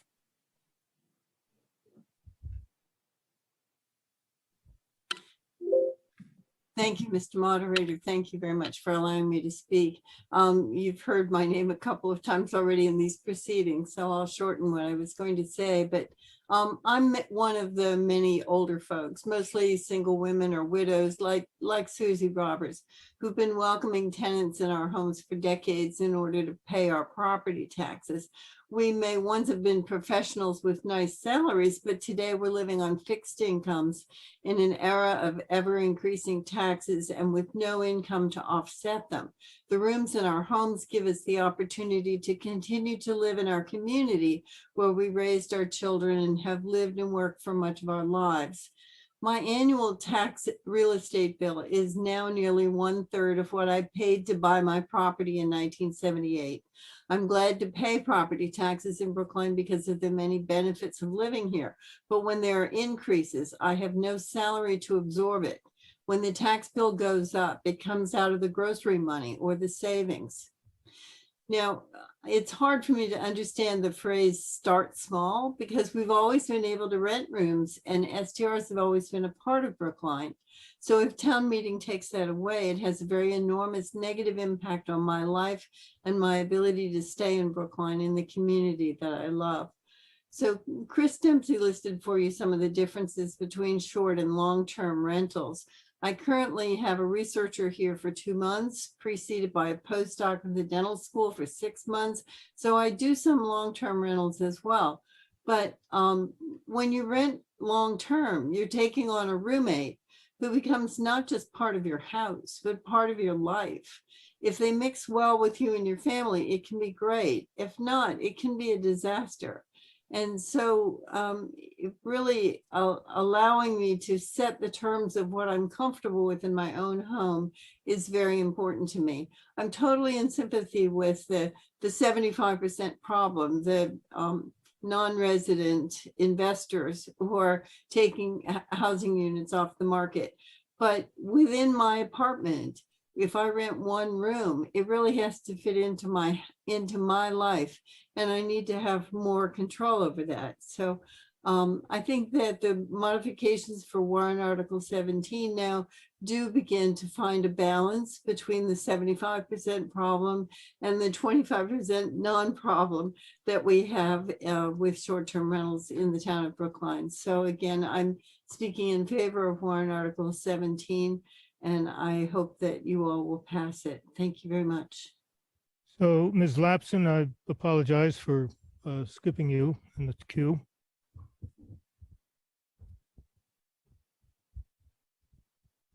LAPSON. Hello, Mr. Moderator. Yes, we can hear you. Good evening, Mr. Moderator and town meeting members. I'm Marcia Lapson. My husband and I live on Stearns Road, Brookline, for a very long time.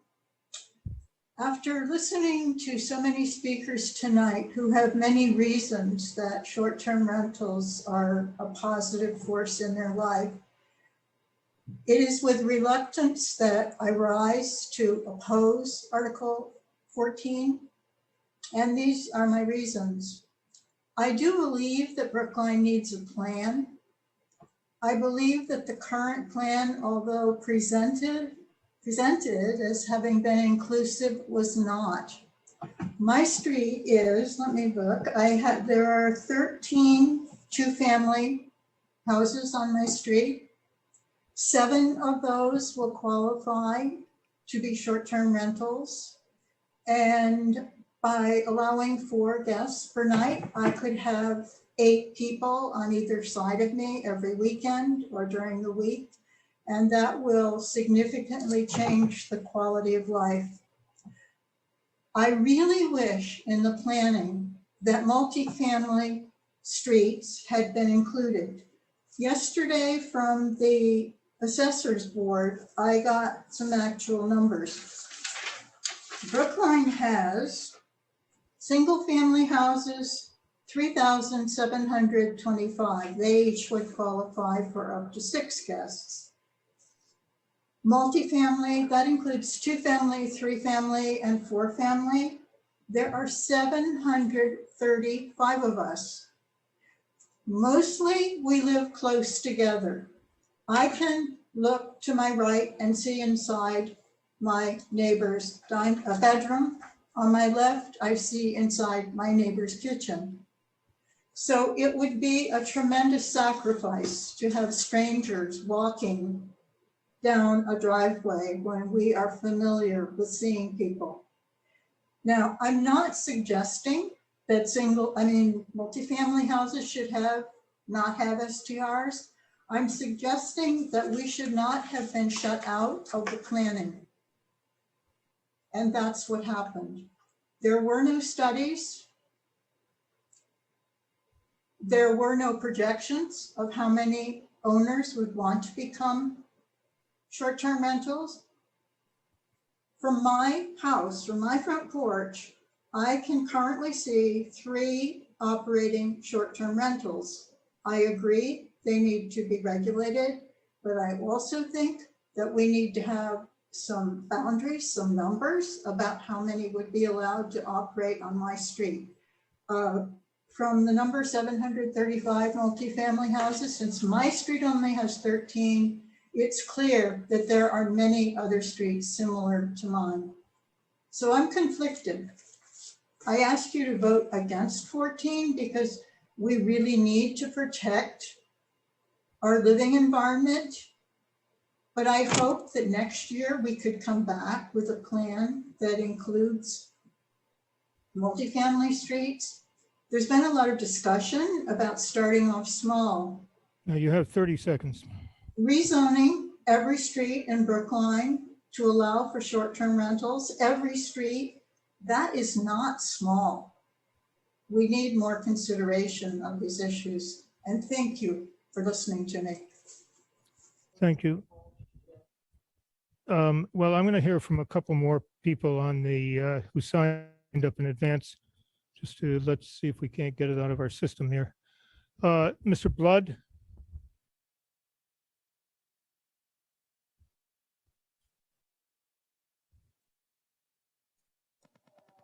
Can you hear me? Yes. Yes, I apologize for not responding before. I was having difficulty accessing, but I'll be brief at the moment, speaking for the Housing Advisory Board. The HAB had previously issued a statement on short-term rentals in general. It's very short, and I'll just read it quickly. As advocates for the creation and preservation of all types of affordable and non-luxury housing in Brookline, the Housing Advisory Board recommends that town meeting consider the extent to which the use of existing housing for short-term, that is transient rental business, may remove affordable housing units, including rented rooms within housing units, from the town's long-term rental housing stock. There's just one feature of the articles that are currently under debate, including the compromise, that I just want to focus on very quickly. And that is the limit on the number of days that the short-term rental can be activated for the year. The 90-day limit is good. Something larger than that would not be, because the potential income from more than 90 days of short-term rentals would create a financial incentive for an owner who could make more by short-term renting than renting rooms to tenants who arguably need the housing as shelter, and it's a very low-cost form of shelter in Brookline. So to the extent that there is a firm limit of no more than 90 days on the proposal that's before you, that would be something positive and consistent with the HAB's view of short-term rentals versus the need to retain long-term affordable housing, including the renting of rooms. Thank you. Thank you, Mr. Selwyn. Selwyn. Yes, yep.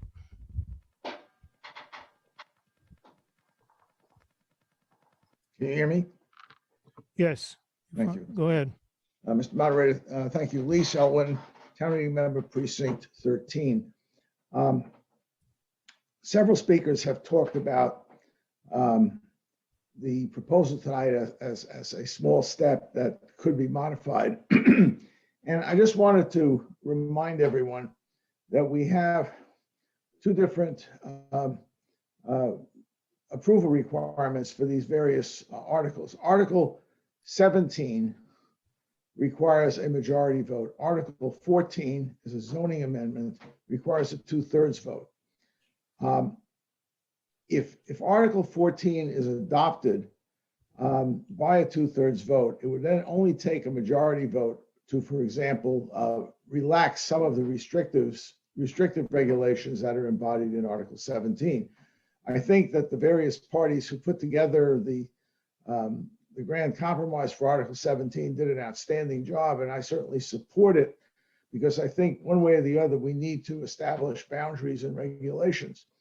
But Article 17 is not necessarily the end of this regulatory process. If you are opposed to short-term rentals, Article 17 is not going to provide you with sufficient protection because it can be changed. If you're opposed to short-term rentals, you should vote no action on Article 14. If Article 14 is adopted and it is determined that this was not a good idea and it needs to be reversed, it would take a 2/3 vote to undo the zoning change under Article 14. That would be quite difficult to get. So this is the time to make your decision. If you are opposed to short-term rental, you need to vote no action on Article 14. Thank you. Thank you, Mr. Bors.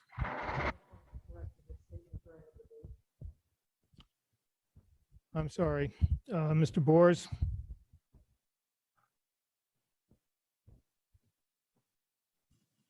There we are. Mr. Moderator, I actually had signed up to speak in support of the so-called Pelkey-Karen amendment, as I felt it was essential to have an explicit affirmation. That is now part of 17, so there's no need for me to comment on that, and I will be supporting 17. Thank you. Ms. Roberts, briefly.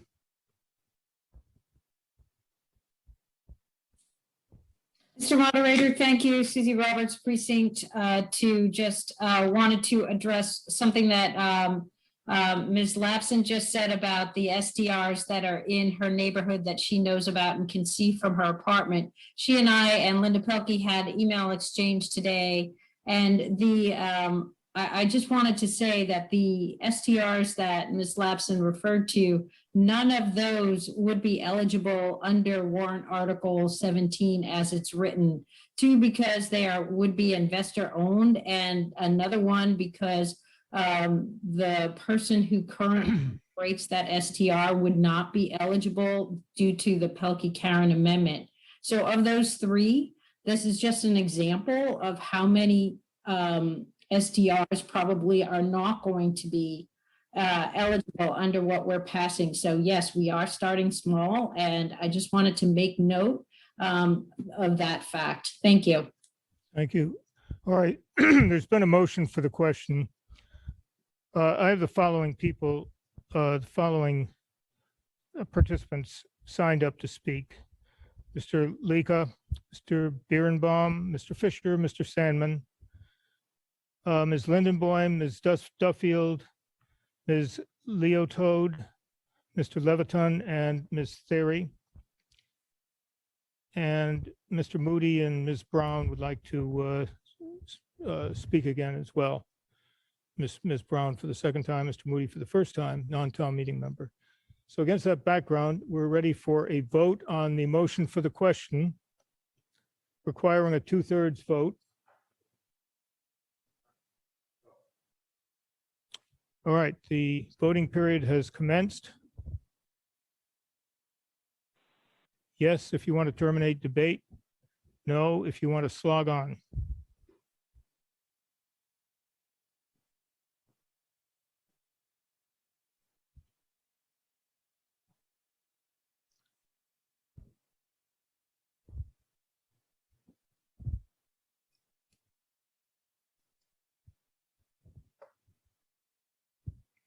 Time is up. Ms. McNally.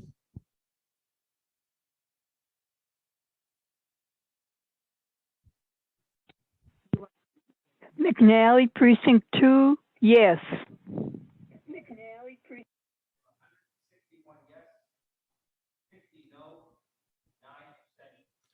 Motion carries by a vote of 161 in favor, 60 opposed, and 9 abstentions. We will now proceed to the vote, and I'm going to ask the screen be put, that we call up a screen that will describe graphically the voting sequence. We'll vote first on the motion to refer Articles 17, 16, and one motion and 14 to a moderator's committee. If that succeeds, we will then vote on the Article 14 contingent motion that Mr. Warren has told us all about. If it fails, we will proceed to a vote on Article 17. If Article 17 fails to get a majority vote, we will again vote on the Article 14 contingent motion. If Article 17 succeeds, we will go to Article 16, the motion under Article 16, which is requires a majority vote. And if that fails, we will proceed to the contingent motion under Article 14. If all of those motions succeed, other than, of course, the referral motion, we get to the Article 14 zoning motion on page 14-30, and that requires a 2/3 vote. If that succeeds in obtaining a 2/3 vote, then that will conclude our proceedings, and you'll have the zoning and regulation format for STRs. If it fails, once again, we will proceed to the Article 14 contingent motion, which will ban STRs in all precincts, in all zoning departments. So I think we are ready for a vote on the motion to refer to a moderators committee. Requires a majority vote. All right, the voting period has commenced. 30 seconds. Yes, if you want to refer. No, if you do not want to refer this.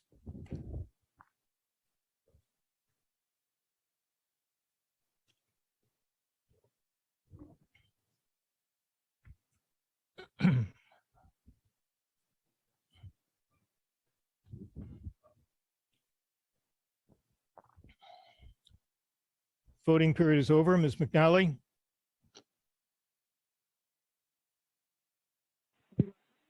McNally, precinct 2, no. May I have the count? 19 yes, 210 no, 8 abstentions. Motion fails by a vote of 19 in favor, 210 opposed, and 8 abstentions. Next motion is on the main motion under Article 17 on supplement number 4, the regulatory for regulations for short-term rentals requires a majority vote. And this is Article 17 main motion. Yep. The voting period has commenced.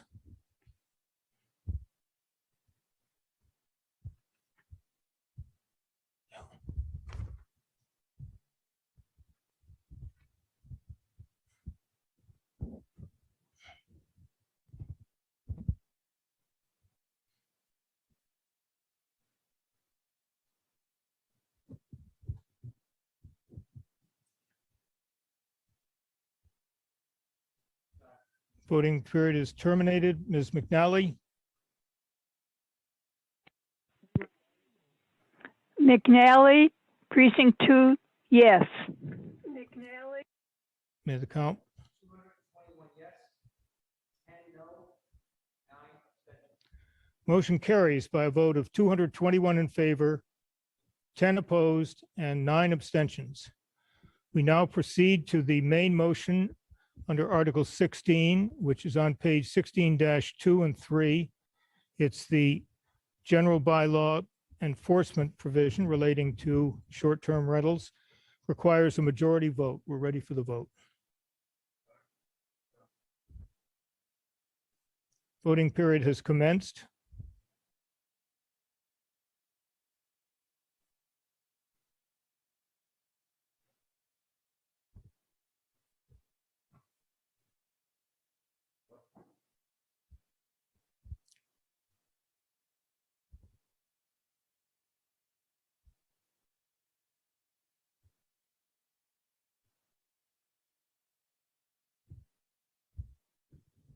Voting period is terminated. Ms. McNally? McNally, precinct 2, yes. Count, please. 219 yes, 8 no, 8 abstentions. Motion carries by a vote of 219 in favor, 8 opposed, and 8 abstentions. Finally, we turn to the main motion under Article 14 on pages 14-30 through 14-32. It's an amendment of the zoning bylaw to permit STRs, and it requires a 2/3 vote. Ready for the vote.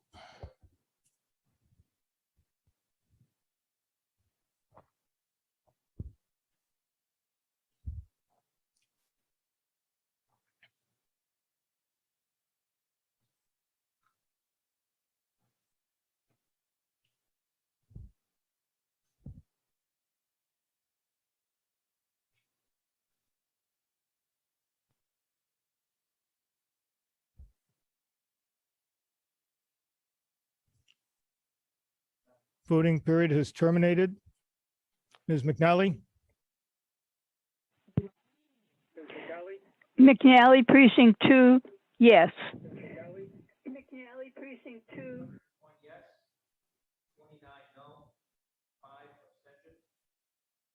Wow. Motion carries by a vote of 201 in favor, 29 opposed, and 5 abstentions. We now, since Ms. Poverman is conflicted with respect to Article 12, we will proceed, I'll proceed to continue to moderate town meeting for the next 2 articles. The first one is Article 10. That's easy. There is no motion under Article 10. So we proceed to Article 12. The main motion under Article 12 is found on the green supplement number 2. It's a motion to amend the town bylaws to require roll call votes in the combined reports from certain town committees and boards, as you'll hear from the sponsors. This is moved by Mr. Gordon, seconded by Mr. Toffel, and there is a change in the text of the vote. So it should read, the first line, voted that the town adopt the following amendment of the general bylaws. Then you'd strike to see if the town will amend. So it just reads Article 2.5.2. Mr. Gordon. It's moved by Mr. Gordon, and he's the first speaker. Thank you, Mr. Moderator. I'm Neil Gordon, Precinct 1 Town Meeting Member and a member of the Advisory Committee. My co-petitioner on this article and on Article 22 is Precinct 8 Town Meeting Member Mike Toffel. I thank him for joining me in bringing these articles to town meeting. Article 12 is designed simply to increase transparency just a little bit more by expanding on something that we already require of our Select Board and Advisory Committee. Each of these bodies, when making recommendations to town meeting, take roll call votes and report those votes to us as town meeting members and more broadly to the public. Our proposed bylaw change would expand that current practice to any other board, committee, or commission that makes a recommendation to town meeting. These include from time to time the Planning Board, School Committee, Diversity Commission, and several more. Roll call votes for by these bodies would be reported as they're required to be reported now by the Select Board and the Advisory Committee in the combined reports. We seek to increase transparency just a little bit because we and the public have a right to know. I ask you for a vote of favorable action on Article 12. Thank you. Thank you, Ms. Ashkenazi. Miriam. ASCH. Miriam Ashkenazi, Select Board Member, speaking on behalf of the unanimous Select Board. Article 12 is a petition article that amends the general bylaws to require roll call votes for all of the town's boards, committees, and commission reports that are included in the combined reports. The Select Board is supportive of this article as it increases transparency in boards, commissions, and committees, and therefore it increases transparency in our town government, which I think we can all say is a good thing. A unanimous Select Board voted favorable action on warrant Article 12. Thank you. Thank you, Mr. Sandman.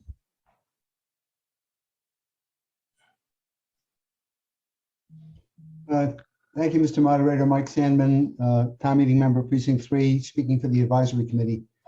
At the November 2020 town special town meeting, a provision was added to the town's bylaws that requires the Advisory Committee and the Select Board include a record of roll call votes in the combined reports and supplemental mailings and reports.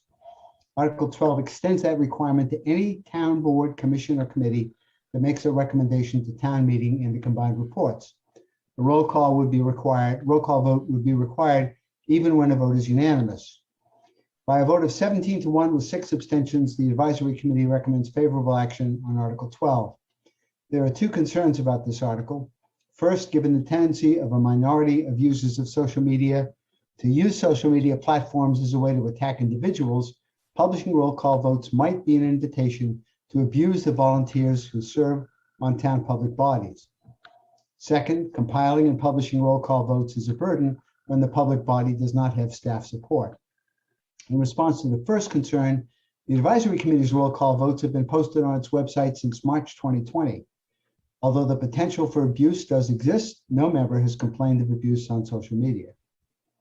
The task of compiling and publishing roll call votes varies depending on how many members there are on a committee, whether there's staff support, and how many recommendations the public body makes to town meeting. The select board and the advisory committee make recommendations or offer reports on every warrant article, and a small number of other public bodies offer recommendations on multiple warrant articles, notably the Commission on Diversity, Inclusion, and Community Relations, and the Planning Board. All of these have staff support, although staff support time is limited and it has a cost. Other public bodies tend to be smaller and make fewer recommendations, so the burden on staff and/or volunteers is commensurately less. The addition of a requirement that even a unanimous vote be reported by roll call seems superfluous, doesn't exist in the current bylaw, but it does not add substantively to the overall burden. And so by a vote of 17-1 to 6, 6 abstentions, the advisory committee recommends favorable action on Article 12. Thank you, Mr. Toffel.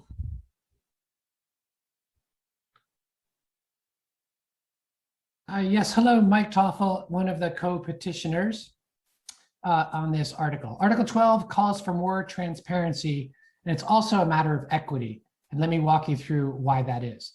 In the combined report, town meeting members received many recommendations from our boards and committees about how we vote on warrant articles. All of these recommendations are based on open votes made in public meetings. None of these votes are secret. This article simply requires that these recommendations in the combined report list who voted for and who voted against each recommendation. We have a right to know, and it matters. It matters, for example, whether a 4-1 select board, in a 4-1 select board vote, who was the one. Knowing who voted who for and against gives us town meeting members the opportunity to reach out to board and committee members who voted for or against to ask why. It's not just transparency. Here's the equity piece. Without this article, you have to be at the meeting to know who voted for and against a recommendation. A vote for this article says that's not right. We should all know who voted for and against it. A vote against this article promotes the status quo, where you have to be in the meeting to know who voted for and against it. Several boards, as mentioned, already report roll call votes: the select board, the school committee, the advisory committee. This expands this to all recommendations that we as town meeting members receive. It's time to enshrine this transparency and good governance measure in our bylaws. There is virtually no burden in adding the names who voted for and against in a report. Please join a unanimous select board, a unanimous school committee, a nearly unanimous advisory committee, including Harry Friedman, and vote yes in favor of Article 12. Thank you, Mr. Hoy.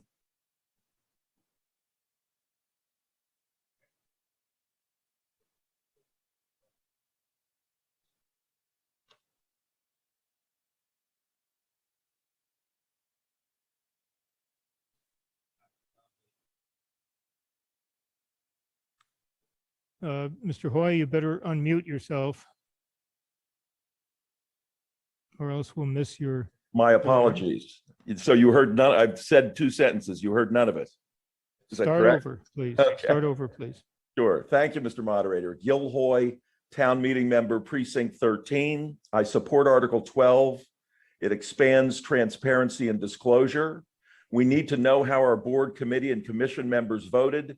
How else can you choose who to appoint or reappoint or who to vote for? I also wanted to recognize Town Meeting Member Frank Caro, who we lost in October, for all of his hard work on these issues, beginning nearly 2 decades ago when he pushed for recorded town meeting votes and worked on acquiring the proper technology to be able to do it. Thank you, Frank. Vote for Article 12. It's good government. Thank you. Thank you. We're ready for a vote. This is Article 12, main motion. Requires a majority vote. Voting period has commenced.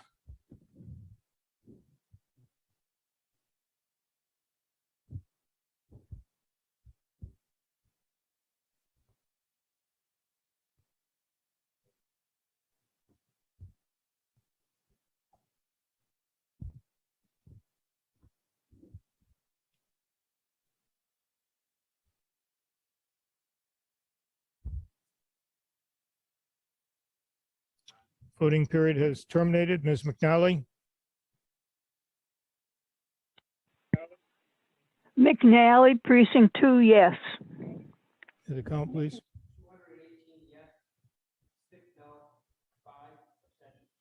Motion carries by a vote of 218 in favor, 6 opposed, 5 abstentions. I now turn over the podium to my able successor.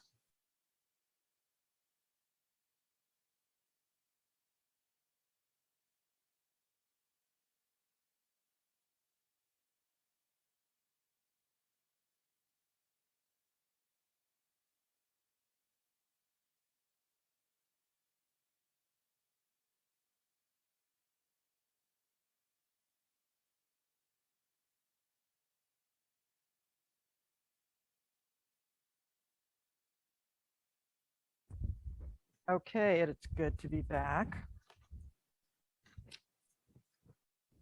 Okay.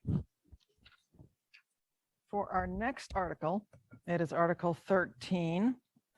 It is a motion to extend the effective date of a bylaw being moved by the Commission on Diversity. And it is being moved by Mariah Nobrega and seconded by Mr. Fernandez.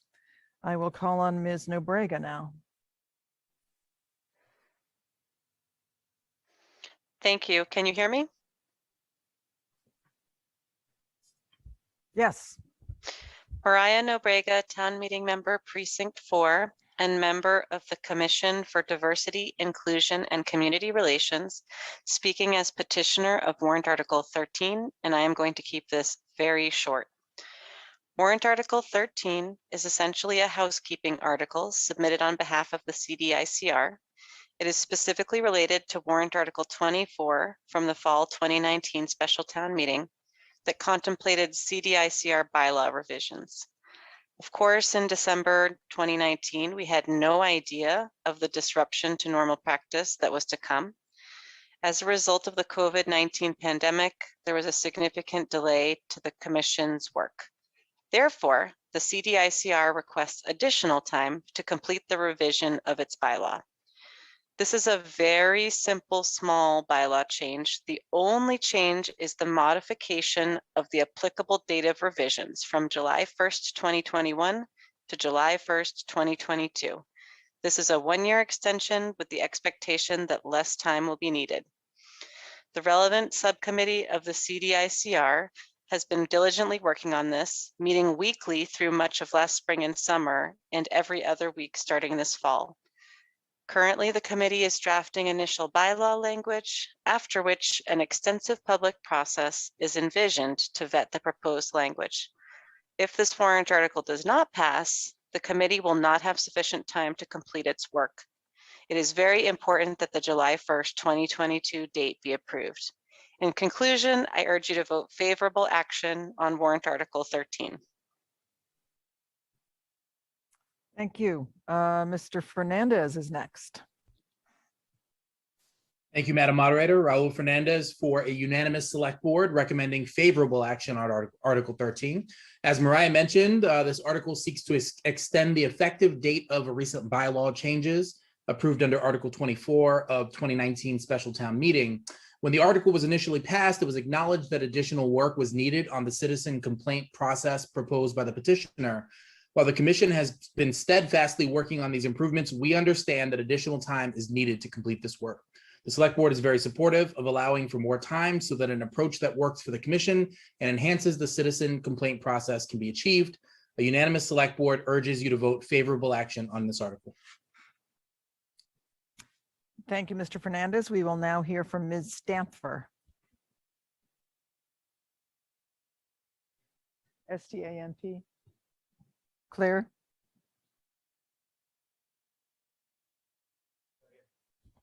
She's not here. All right. Well, given the controversial nature of this article, I think we can go ahead and move for a vote on the article.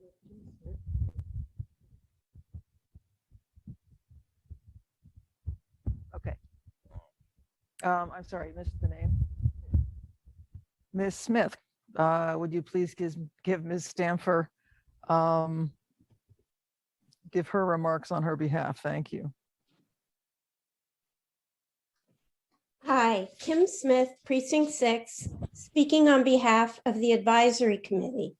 The November 2019 Special Town Meeting passed Article 24, submitted by Arthur Conquest, to consider revisions to the Commission on Diversity, Inclusion, and Community Relations bylaw that would establish a new civilian complaint investigation procedure to provide timely and appropriate responses to individuals involved in discrimination complaints against the town. The original effective date for the revisions was July 1st, 2021. However, because of delays due to the COVID-19 pandemic, the Complaint Review Process Committee has not been able to complete their work. Article 13 was submitted to allow the committee an additional year to do so. The only change to the bylaw is to move the effective date from July 1st, 2021 to July 1st, 2022. By a vote of 22 in favor, none against, and no abstentions, the Advisory Committee recommends favorable action on Article 13. Thank you. Okay, we will now take a vote. Oh. Mr. Franco, you have the floor.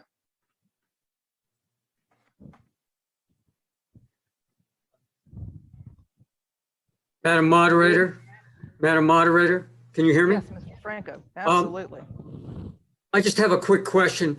How does this report from CDICR line up with the proposal from the Police Reform Committee for citizen complaints? So that question is actually outside the scope of the article. The purpose of the article is just to change a date. Got it. So I am not going to allow that question. I apologize. We are now going to move on to vote on whether or not to change the date, the effective date of this bylaw. Sorry, it's Article 13, amending Section 3.148. Majority is required.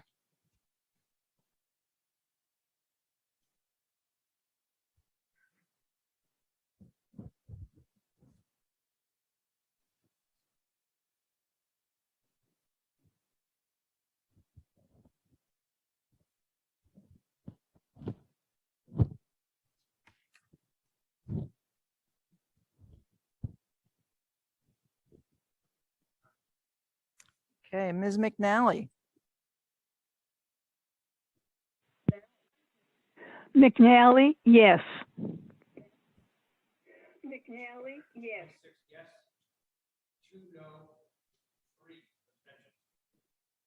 Okay, the motion passes by a vote of 226 yes, 2 no, and 3 abstentions. We are now going to move on to Article 18, since we spent the early part of the evening dealing with 14 through 17.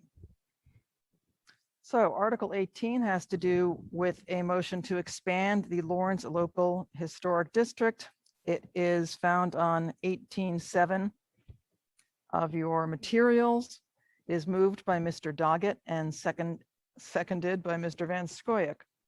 I am first going to call on Mr. Elprin to speak. Mr. Elprin, you have 5 minutes. Elprin.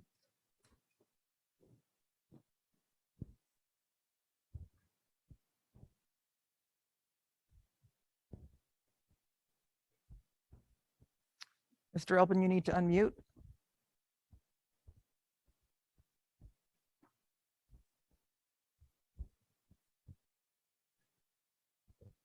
Okay, try it again. Elton Elprin, yep. Okay, can you hear me now? Yes, we can. Okay, thank you. Elton Elprin of Precinct 1, Chair of the Preservation Commission. In August of last year, the Preservation Commission heard an application to demolish the structures at 116 Colchester Street and 295 Kent Street. By the way, can you have my slides up?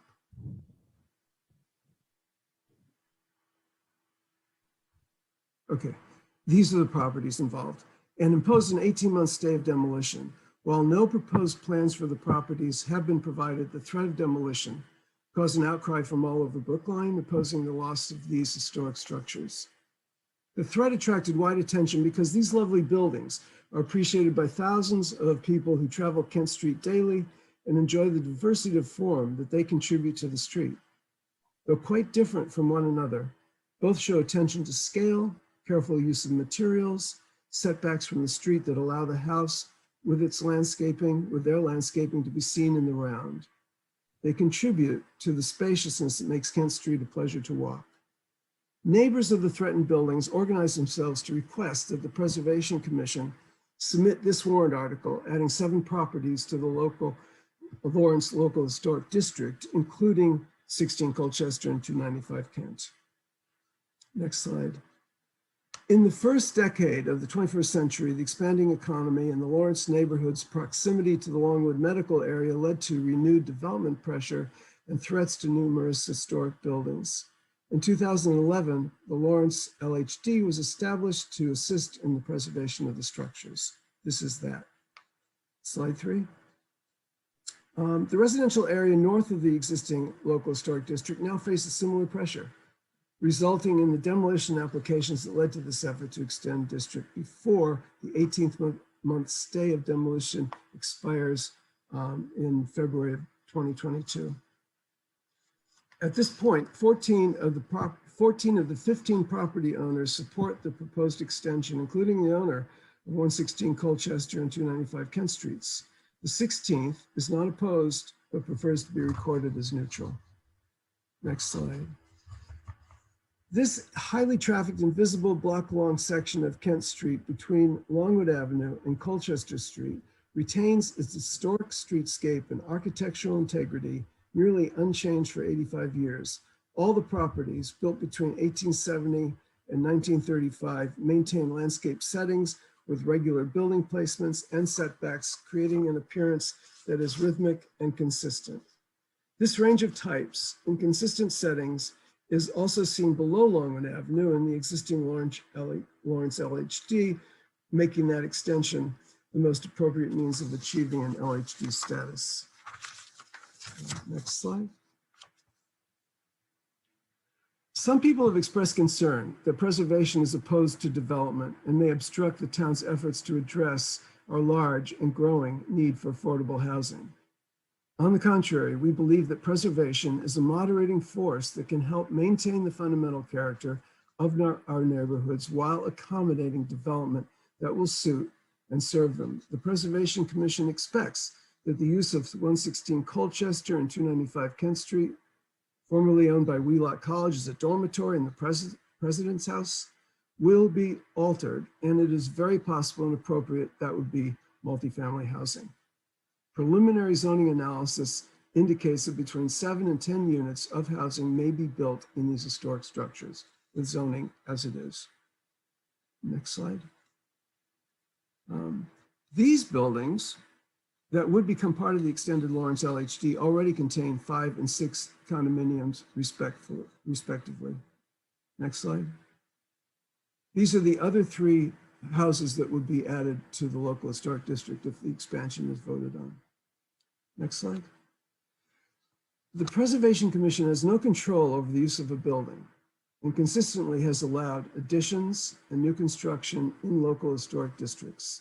The expansion of the LHD, led by people who live in multifamily buildings, was not in the least to prevent multifamily units, as has been incorrectly claimed by some opponents of this warrant article. It was to prevent the loss of historic structures that can serve as multifamily housing rather than possibly lose them to an oversized, non-contextual, cookie-cutter building.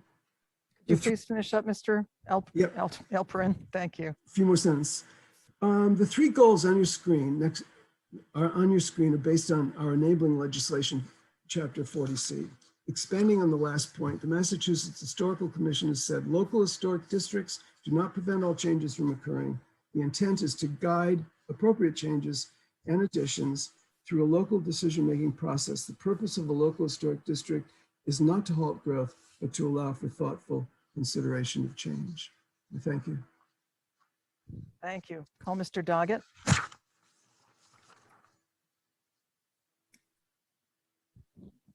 John Doggett, D-O-G-G. Thank you, Madam Moderator. John Doggett, Precinct 13, and speaking for the Advisory Committee. Good evening, everyone. Article 18 proposes to amend the town's bylaws by adding 7 properties on Kent and Colchester streets to the existing Lawrence Local Historic District. Brookline currently has 8 local historic districts, including Lawrence. Each was created under the terms of Mass General Law, Chapter 40C, and requires a 2/3 vote of town meeting to establish or change. Once a local historic district is established, any significant alterations to the exterior structure located in the district, visible from a public way, are subject to the review of the Reservation Commission.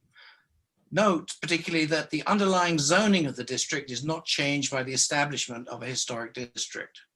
In deciding whether to establish or extend local historic districts, town meeting has previously taken into account whether the proposed district has historical significance, what is the level of support of the property owners in the proposed district, and whether a process has been followed that informs all property owners of the requirements associated with the local historic district. The Advisory Committee, with these requirements in mind, heard a detailed presentation proposal from the Chair of the Preservation Commission, as you heard tonight. Almost all the Advisory Committee members were supportive of the proposal, although 2 members did express concerns. One member said that this extension could reduce the potential availability of providing housing affordability. And another commented that while this LHD extension may have some impact on affordable housing supply, it is only a small area of 7 properties, and that the member thought that the loss is not severe enough to the point of not supporting the proposal, particularly as all the residents except one who is neutral supported the extension. To the concern raised about restricted housing, the Commissioner pointed out to the committee that it was only the exterior fabric of the building that is protected by a historic district. In fact, more units can be built under existing zoning, and preserving the existing structures and the potential for building affordable units is not eliminated by an historic district designation. All other members commented positively on the proposal. One marked it was a lovely area, and we can that we can preserve its character, and while we may need more housing, it shouldn't be done by tearing down beautiful neighborhoods. Another committee member noted that we've already got 300 new units going up in this area, so that we should retain older, interesting architecture that adds greatly to our community, whether we live there or not, as we can enjoy it just by walking by. The Advisory Committee as a whole was satisfied that all the residents, except the one who is neutral, wanted this extension, and that the properties designated met the historic standard of preservation, and the approval process followed, including several public hearings, was comprehensive and thorough. By a vote of 24 in favor, 1 against, and 1 abstention, the Advisory Committee recommends favorable action on Article 18. Thank you. Thank you. We'll hear from Ms. Bean now. Claire Bean, yes. Can you hear me? Yes, you have 3 minutes. Thank you. I'm Claire Bean. I reside at 300 Kent Street in unit number 1. And I'm here tonight to speak on behalf of the neighbors who are living in the proposed LHD extension. First, I want to emphasize the point that Elton Elprin made, and that is that there is near unanimity among the neighbors in that 14 of the 15 owners support this proposed extension of the LHD, with 1 remaining neutral. This came about after a fairly exhaustive process of education, research, and then a pooling of the resources by our neighborhood group to commission a study report that helped to launch this effort. The effort started with the realization that without action, 2 large historic architecturally significant structures could be lost in a flash, and that further there'd be no monitor in place to ensure that what might replace them would help to sustain the character of this historic neighborhood.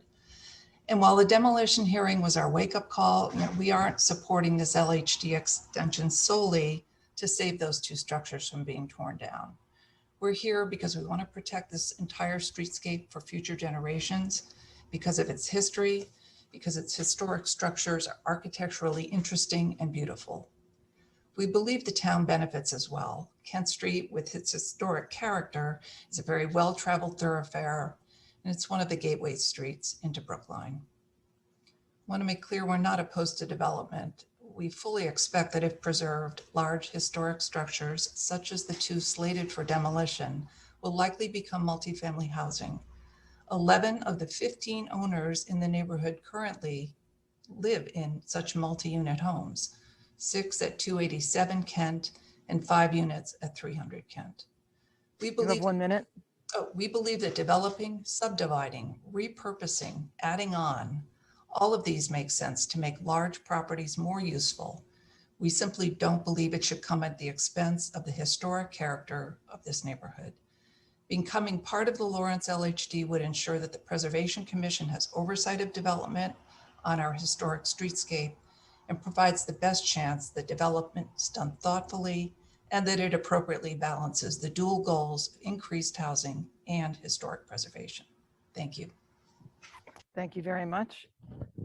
I now call on Ms. Zimmerman. You have 3 minutes. Thank you, Madam Moderator. Amanda Zimmerman, Town Meeting Member, Precinct 7. I've always appreciated historic buildings like the Coolidge Theater that carry historical significance and are, generally speaking, open to the public. Yet the idea behind local historic districts, and especially the relatively recent expansion of them into Brookline, leaves me scratching my head. The 2 key questions for me are: 1, what are we seeking to preserve? And 2, who is inadvertently harmed by the zoning change? When Warrant Article 18 came about, I started reading through the study report, and I'm struck by the fact that it explicitly lists development pressures and the potential demolition of existing single-family houses and replacing them with multifamily dwellings as reasons to extend the local historic district. As I discussed last town meeting, multifamily buildings usually contain smaller units that are better for the environment, are more affordable than larger single-family homes, and are much more likely to bring racial and economic diversity. Moreover, these proposed properties are less than a quarter of a mile to the T and Longwood Medical buildings and abut other multifamily buildings. This is exactly the sort of location that could add housing capacity without requiring residents to drive to work in a much more environmentally sound manner. So who would be harmed if Warrant Article 18 passes? Current and future residents who find a smaller condo or apartment more accessible than a large single-family home adjacent to transit. What are we preserving is also a problematic question. For the last 180 years, our housing policy has impacted who can live in Brookline. Originally by racial covenants, then by redlining, and now by exclusionary zoning. Homeowners of the early 20th century were not the most welcoming. In fact, the report on expanding the LHD explicitly mentions that the earliest owners of these properties were land speculators, investing in property close to rail in hopes that it would increase in value. So why exactly are we set on preserving the homes built by wealthy speculators? Is the public going to be welcome to explore these historic properties if this warrant article passes? What are we saying when homes only of a certain time period are worth preserving, but newer buildings that might be more environmentally friendly and have their own architectural character are not? Look, if current residents want to join a pact to seek approval of their neighbors to modify the external buildings on their property, there's nothing to stop them from doing so. But the push to make these properties part of an LHD has to be seen as a hedge against the future, a way to restrict what future owners might do to their property and drive up housing prices even further. That to me is not part of the recipe for a vibrant, inclusive Brookline. And I encourage you to oppose this warrant article. Thank you. Thank you very much. Mr. Lynn Jones.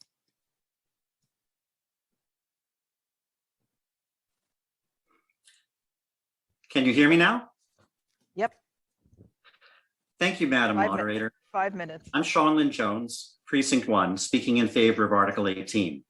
The question we face is whether to prevent the destruction of 295 Kent Street and 116 Colchester Street. When the demolition delay on these properties expires, there will be nothing to prevent them from being destroyed, unless they're included in the local historic district.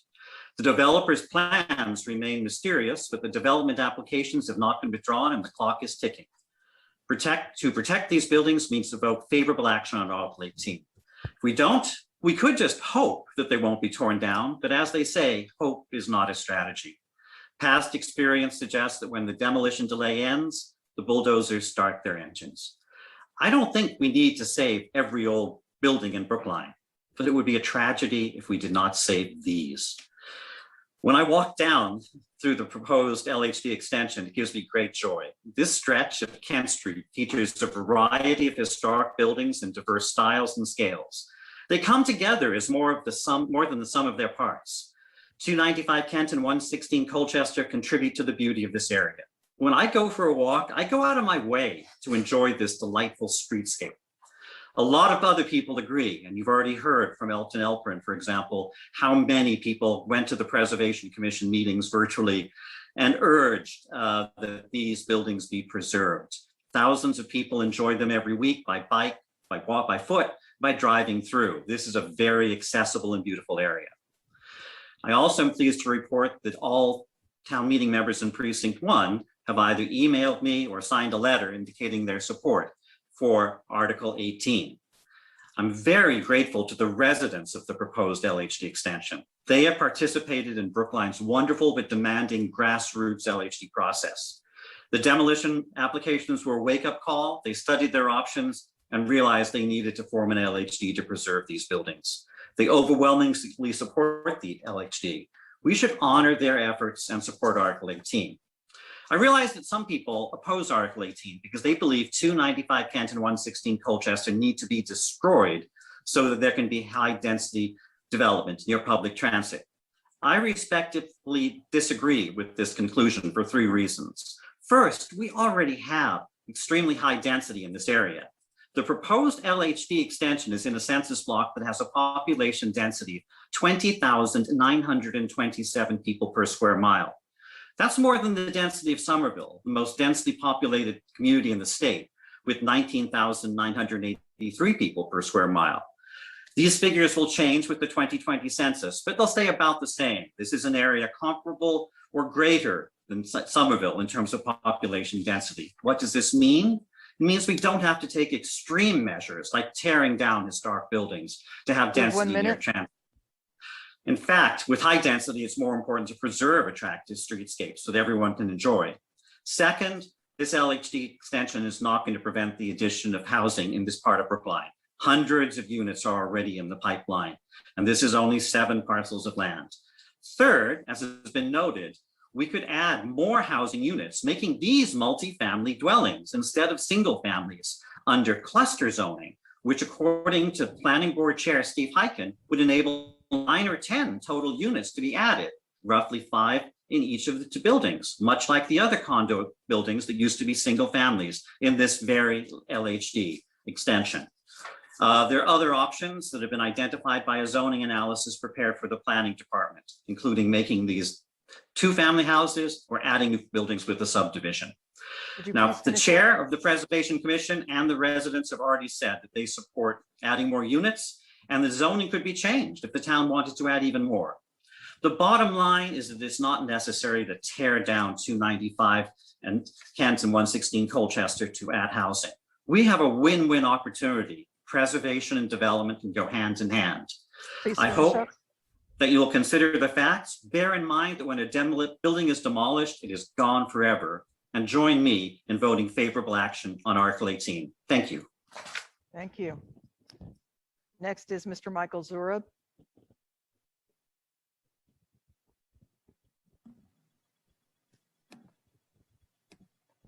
Thank you, Madam Moderator. You have 3 minutes, and please identify yourself. My name is Michael Zurab. I'm a town meeting member in Precinct 3. I'm voting against warrant Article 18, and I urge you all to do the same. I think we all agree that there are historical resources we want to preserve in Brookline. In my precinct, I'm proud that we have the Dutch House, one of 5 surviving pieces from the 1893 Chicago World Fair, an ornate multifamily building that somehow found its way here and named a street after itself. I love seeing this history broadcast on our SUFA signs, a happy juxtaposition of old and new, And from time to time, I go by Netherlands Road to make sure the house hasn't left us to return home, whether that's Chicago or Amsterdam. I think we also agree that Brookline needs to change in many ways, including in our built environment. Change is part of history. Having spent a lot of time looking at old maps, I was intrigued to learn that the larger brick 1960s multifamily building I live in stands where 2 single-family homes had stood. I live in Brookline, and so do my neighbors, because Brookline changed. The buildings around me share this history. The apartment across the street stands where there once stood the estate of Jeremiah Colburn. The BHA property at 90 Longwood Ave replaced 2 estates. And I can go on and on. We live in Brookline because Brookline changed. Even our cherished SS Pierce building is not the original building at the northwest corner of Harvard and Beacon Street. It replaced a smaller building that was demolished. It turns out that almost none of the 7 properties in the LHD expansion are original to their lots. The building at 116 Colchester is not the original form. The structure at 300 Kent replaced a smaller building that was torn down. 282, 288, and 294 Kent were built in 1935 after a developer demolished the existing building and subdivided the lots. So it's not just me and my neighbors. The residents whose houses we are voting to preserve live in Brookline because we did not preserve the houses that were there before. Brookline's non-Indigenous settlement began in 1638. It seems myopic that this particular iteration of the built environment, the heights, setbacks, and lot coverage built from 1870 to 1935 as suburban estates for Boston Brahmins, is the one that gets preserved forever, especially just a few steps from the T. I urge you to take the long view here. To me, this is not about what happens in the next few years at any particular property. It's about ensuring that all neighborhoods are allowed to change to meet our collective needs. For these reasons, I urge you to vote no action on warrant Article 18. Thank you. Thank you. Mr. Van Scoyoc is next.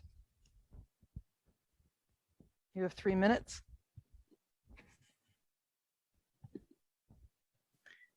Yes, Madam Moderator, thank you very much. Good evening. I'm John Van Scoyoc, speaking for the recommendation of the Select Board as voted on April 13th. I'm going to be personal. I confess to being a local history buff. Over the years, by attending and sometimes emceeing meetings of the Brookline Historical Society, my appreciation of Brookline has grown and grown. And here's a surprise coming up. Turns out that Michael and I endorsed the same wonderful historic building that we can see to this day in Brookline. He mentioned the Dutch house. I'm going to mention it as well. I've admired it from the inside as well as the outside. It originated as the Dutch Cocoa House at the 1893 Chicago World's Fair and was later reassembled in Brookline on Netherlands Road, where it stands to this day. I'm glad that Michael appreciates that building for all of its eccentricity and for the fact that it survives to this day. I hope that he would, over time, develop a similar appreciation for the houses that are going to be preserved if we adopt Article 18 and preserve this wonderful historic district off of Kent Street. They represent something special as well as just as the Dutch house does, in that they are from a period when architecture flourished in the 19th century in this country. And they survive to this day because people, one after the other, bought them and preserved them in their original state, or at least close to their original state. And the neighborhood grew to love them, and the town grew to love them. And that's what makes them distinctive from the buildings that came before. And if we lose them, we do lose them forever, as many who have spoken have pointed out. 1 minute. My appreciation for history extends as well to occasions when I stood side by side with neighbors at the dedication of the historic plaque marking the house still standing on 58 Allerton Street, where the internationally acclaimed African-American tenor Roland Hayes and his family lived for almost 50 years. Personal opinion, let's rally Brookline to create an appropriate marker for the address on Kent Street where Florida Ruffin Ridley lived for several years during the height of her advocacy for equal rights for women and people of color during the 19th century. To preservationists, we owe our appreciation of Brookline's built environment, not just historic houses, but also beloved footpathways that climb our hills and connect our streets, and even the carriage houses and distinctive auto houses, garages to you and me, from the dawn of the car era.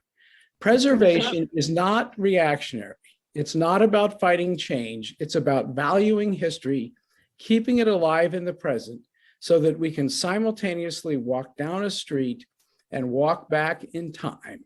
The study report of the Lawrence District is a good, solid report. It makes the case for additions that you are being asked to vote for under Article 18. I urge you to join a 3-2 majority of the Select Board in favor of the Advisory Committee motion to extend the Lawrence Historic District. Thank you very much. Thank you. Now we have Ms. Schatz, SCHATZ.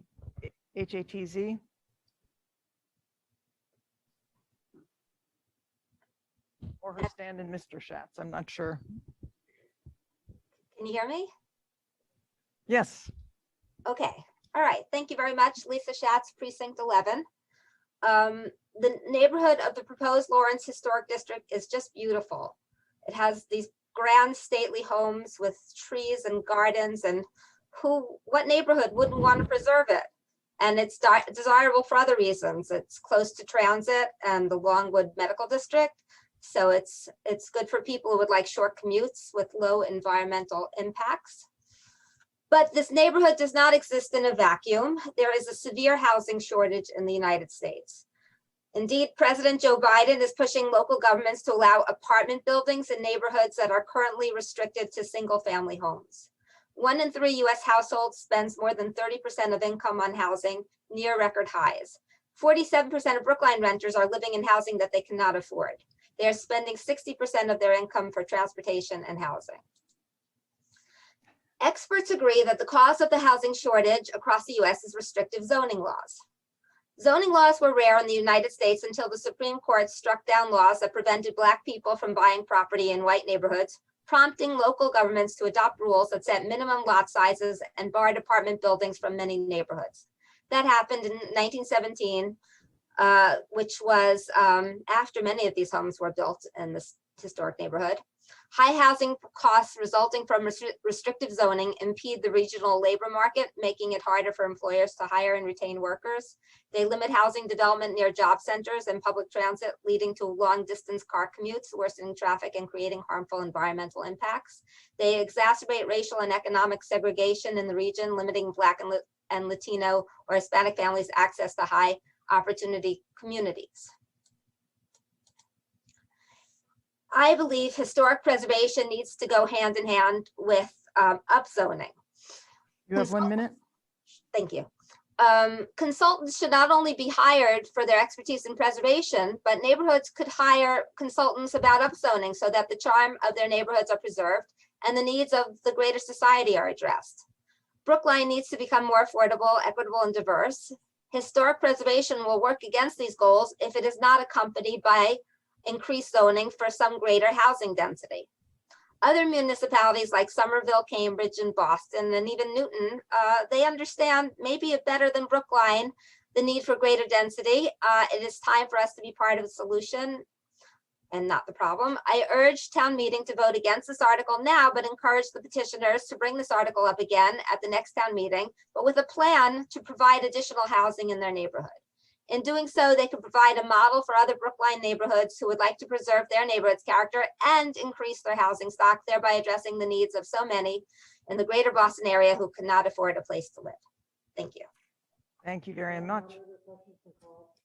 I am not going to take the question to be called right now. We have multiple people who would like to speak, so I am going to hold off on taking that question. Mr. Hyken, you are next. Thank you, Madam Moderator. Steve Hyken for the Planning Board. The Planning Board held a public hearing on Warrant Article 18 on April 22nd, 2021. The board heard several members of the public express support for the proposed expansion of the Lawrence LHD. And members of the public also emphasized the importance of preserving the historic character of the neighborhood and emphasized that the presence of a local historic district would not prohibit the construction of multifamily housing. It was also noted by members of the planning board that the existing zoning already limits the construction of multifamily dwellings in the area, and that such development can only occur as part of a 40B proposal or a significant zoning change. It's worth adding, as Sean Lynn Jones mentioned earlier, that the existing zoning does allow for the preservation and conversion of the existing buildings, possibly with additions.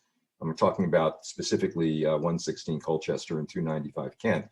That could result, as he said, in as many as 9 or 10 units on the two sites combined. It's that same zoning that allowed the conversion of the other buildings that you saw in Mr. Elprin's presentation, 287 Kent and 300 Kent, to condominiums with 5 and 6 units respectively.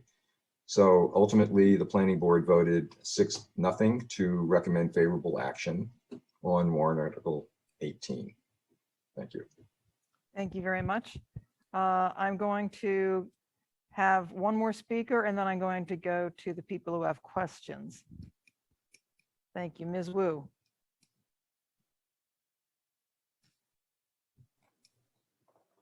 Thank you, Madam Moderator, Chi-Chi Wu, Town Meeting Member, Precinct 7. I have a slide presentation, if that could be called up.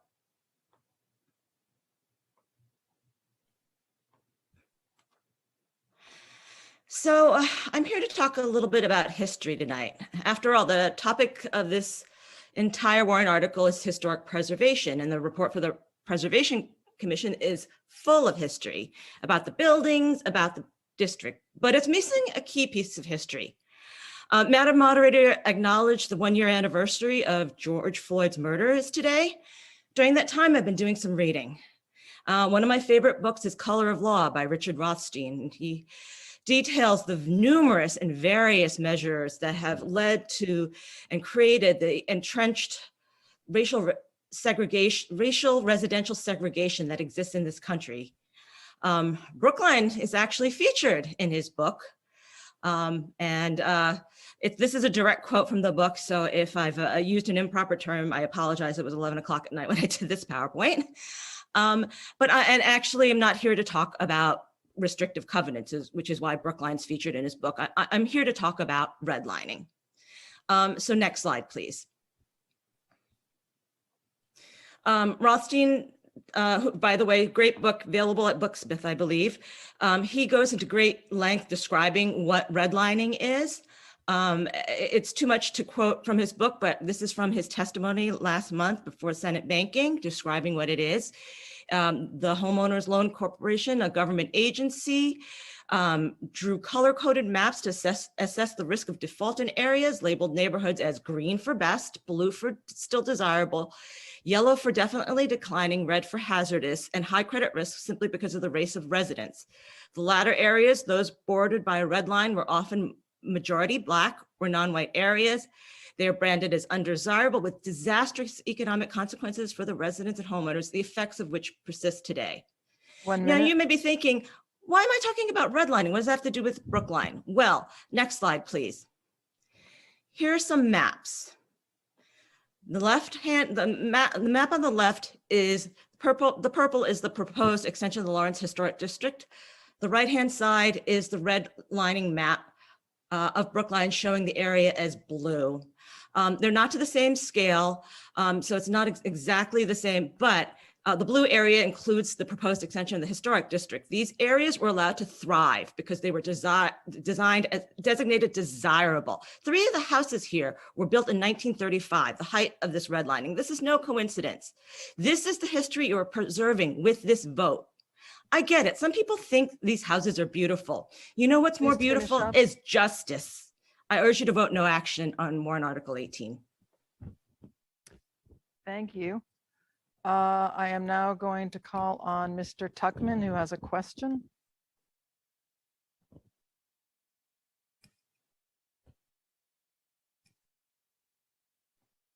Jerry Tuckman.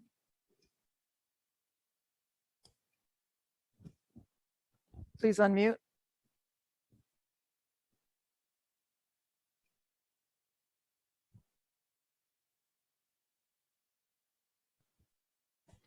Oh, thank you. Finally unmuted.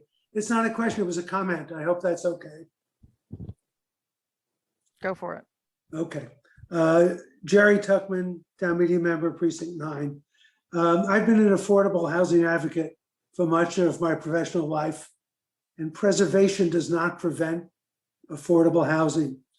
Preservation does not change zoning laws, but preservation conversion can produce affordable housing. Preservation guides appropriate changes. Overall zoning is not changed. Often changes without controls do not fit in with the neighborhood while providing luxury housing. Again, only exterior is protected. We support other neighborhoods in proceeding in this way.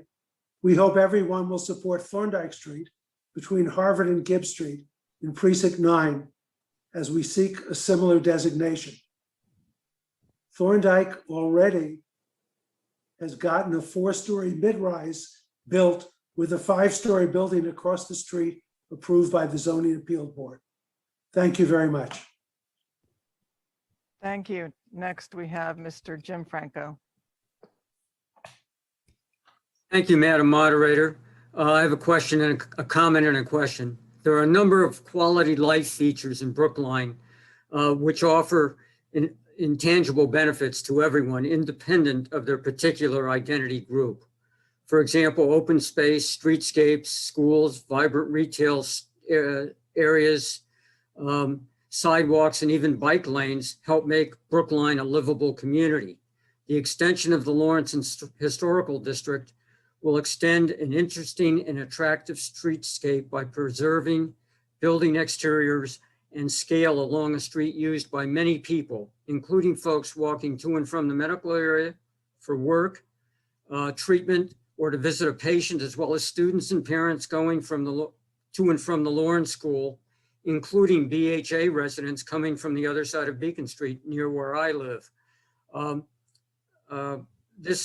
support warrant Article 18, and I just want to get somebody, maybe the petitioner or neighbor can confirm that there's plenty of foot and vehicular traffic along this section of Kent Street, which everybody can enjoy no matter where they live in Brookline. Thank you. I can't remember, Mr. Elperin or Mr. Lynn Jones, I think you had addressed that. Mr. Lynn Jones?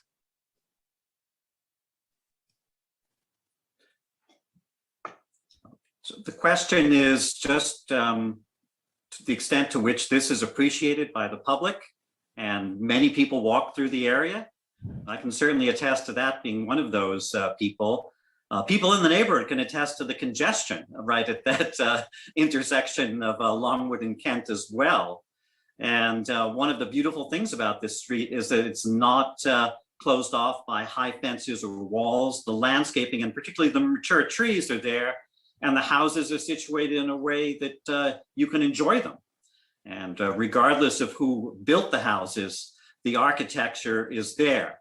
I could talk about who built the house I happen to live into, but it's beautiful and it's available, it's accessible, and that's why we like to preserve this kind of very attractive streetscape. Thank you very much. Ms. Roseman, Linda Roseman.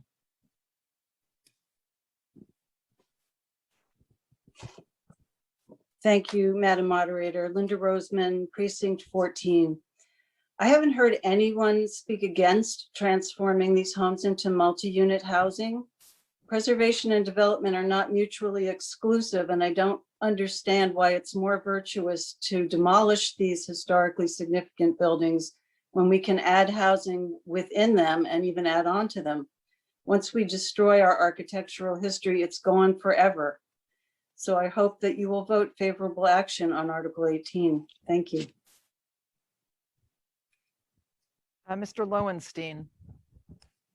Lowenstein, I'm sort of jumping back and forth with people who signed up, and Mark, I believe. You think it's Andrew?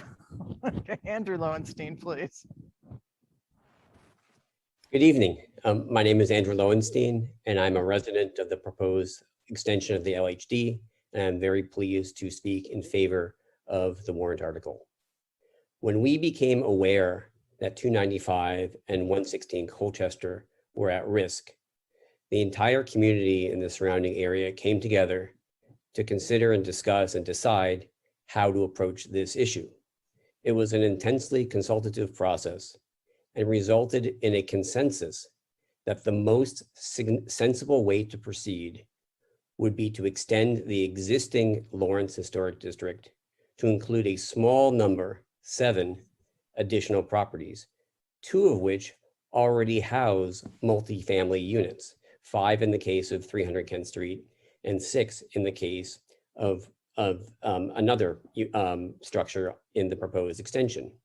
Not a single property owner in the proposed extension opposed the proposal.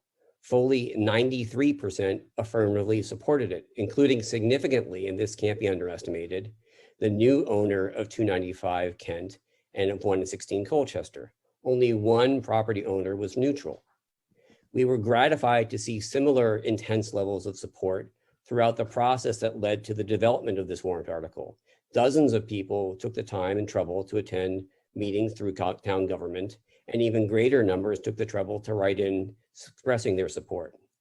This, I think it's fair to say, reflects the significant and serious recognition of the architectural character of the area and that how it provides a unique asset that benefits everybody in Brookline. We have listened very carefully to those who have expressed opposition to the extension and have considered their views carefully. The principal concern, as we understand it, is that there's a desire not to significantly restrict the expansion of housing in Brookline. We take that concern very seriously. However, as I noted, the developer that has purchased 295 Kent and 116 Colchester supports the extension. We have every expectation that both properties will be converted to multifamily use, as has already been done at 287 Kent and at 300 Kent, which are structures of comparable size. If these adjacent properties are any guide, 295 Kent and 116 Colchester will each support 4 to 5 new additional units, representing a 400 to 500% increase in the density at each property. We understand that the opponents of the expansion may wish to have even greater density by having perhaps apartment buildings on these plots, but that is evidently not what the developer intends to do. And we can confident of that because the developer supports the historic district. Please finish up. Right, among the other property owners for such large apartment buildings. For these reasons, I respectfully ask that you approve the warrant article. Thank you. Ms. Hillman. I think Carol Hillman, but I'm not. Carol Hillman. Yes, I'm here. Hi. Thank you, Madam Moderator. I assume you can hear me? Yes, we can. Great, thank you. I'm Carol Hillman, town meeting member from Precinct 1, and I'm speaking on behalf of warrant article 18, both as an abutter and as a proponent of extending the Lawrence Historic District to include these 2 historic buildings. I live in a multifamily condominium in an historic mansion that was built by Mr. Sears, who also gave Longwood Mall to the town of Brookline. Sometimes it pays to have money. I've lived in large apartment buildings in New York City for most of my life, and in a single family home as well, and now in the Sears Mansion condominiums. I think it would be hard to accuse me of being against multifamily housing. I would ask, who are the people who want to tear down these historic homes and destroy one of the most lovely streetscapes that makes Brookline the antithesis of Boston? Surely not the neighbors, not the people who care about historic preservation and Brookline's history and future, not the abutters, and not even the developer. He has signed on to support the article.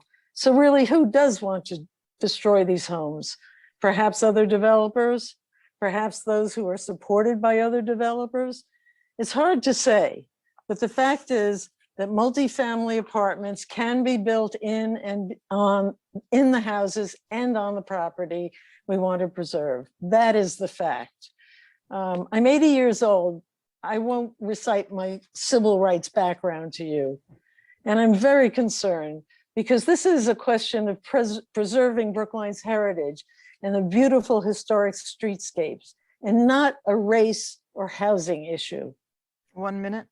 I urge you, my fellow town meeting members and Brookline citizens, to vote yes on Article 18 for Brookline, for history, and for those who represent and live in this very beautiful neighborhood. Thank you. Thank you.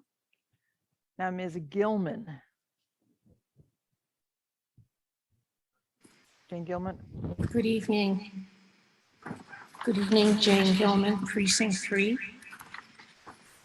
Speaking on the ancient land of the Massachusetts in favor of warrant Article 18. Opponents of the warrant article have decided that Coolidge Corner is a great place to increase density.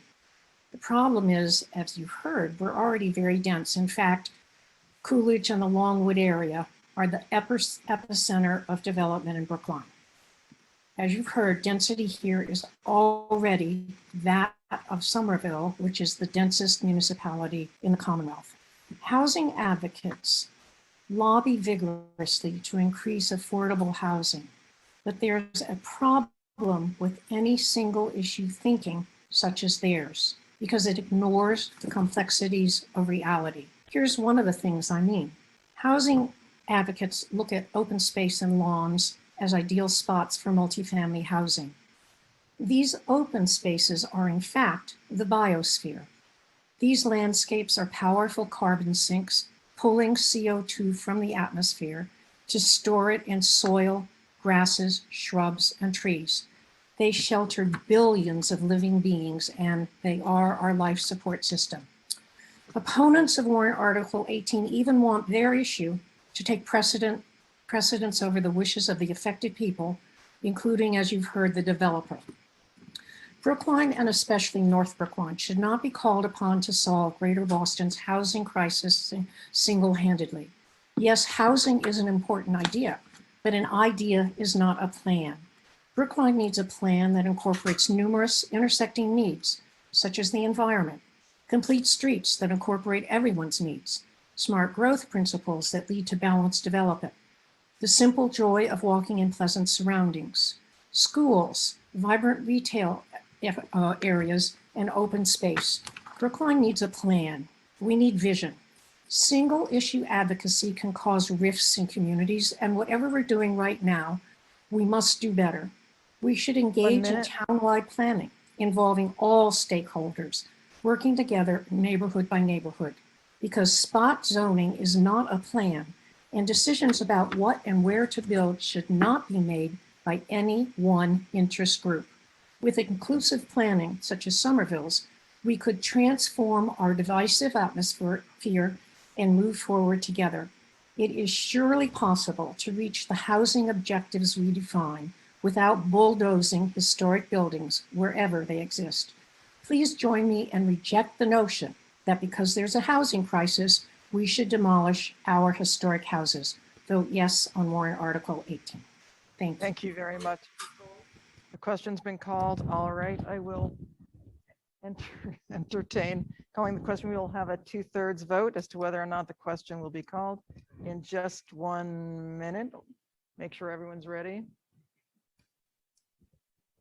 You ready? Oh, I'm sorry. I apologize. Okay. In the queue, we have Mr. Wyszynski, Mr. Bors, Mr. Bassett, Ms. Cavell, Ms. Vogt, I think it's Mr. Gordon, Ms. Smith, Ms. Pelkey, Ms. Freeman, Mr. Levy, Mr. Silberberg, Mr. Gray, Ms. Brown, Ms. Scotto, Mr. Richmond, I think I already said vote, Mr. Ananian, Ms. Linos, Mr. Warren, Mr. Gayshak, Ms. McClelland, Mr. Saltzman, Mr. Fishman, Ms. Byrne, Ms. Neufind, and Ms. Silba.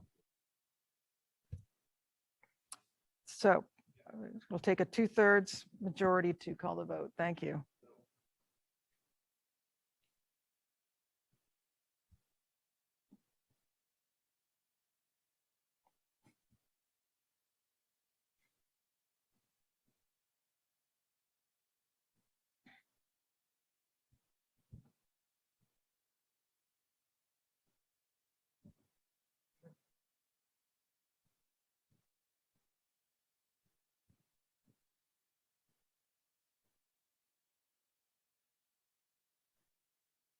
Okay, Ms. McNally.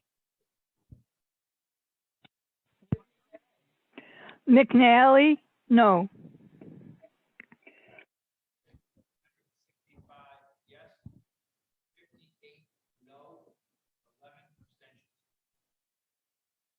Okay.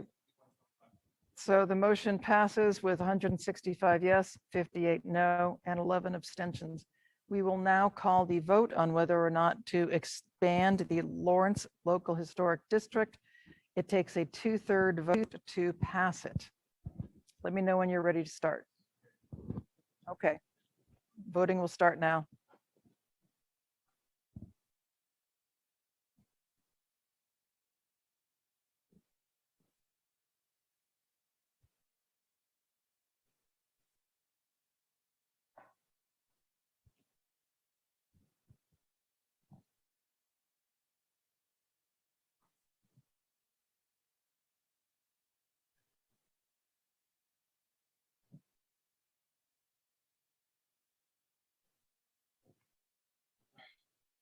Okay, Ms. McNally.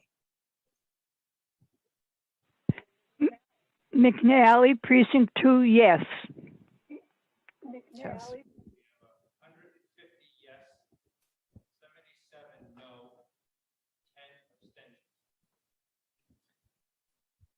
And I think that passes.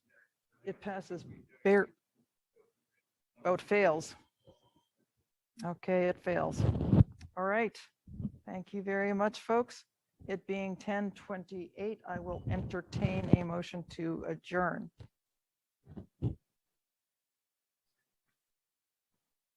Anybody second that, or y'all want to stay? Do I have? It's seconded. All right. Ready? Let's vote on whether or not to adjourn.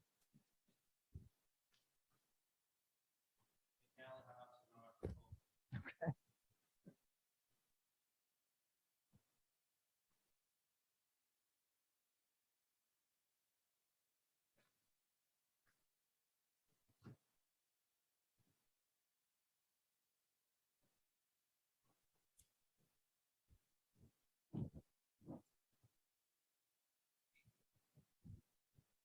Have we voted? All right, what is the vote? 202 yes, 22 no, 4 abstentions. The motion passes. I will see you all on. Just announce the Lawrence Historic District vote again. Oh, okay, apologize. Okay, the Lawrence Historic District vote failed. There were 150 yes votes, 77 no votes, and 10 abstentions. So it failed to carry by 2/3. And we are adjourned. Thank you.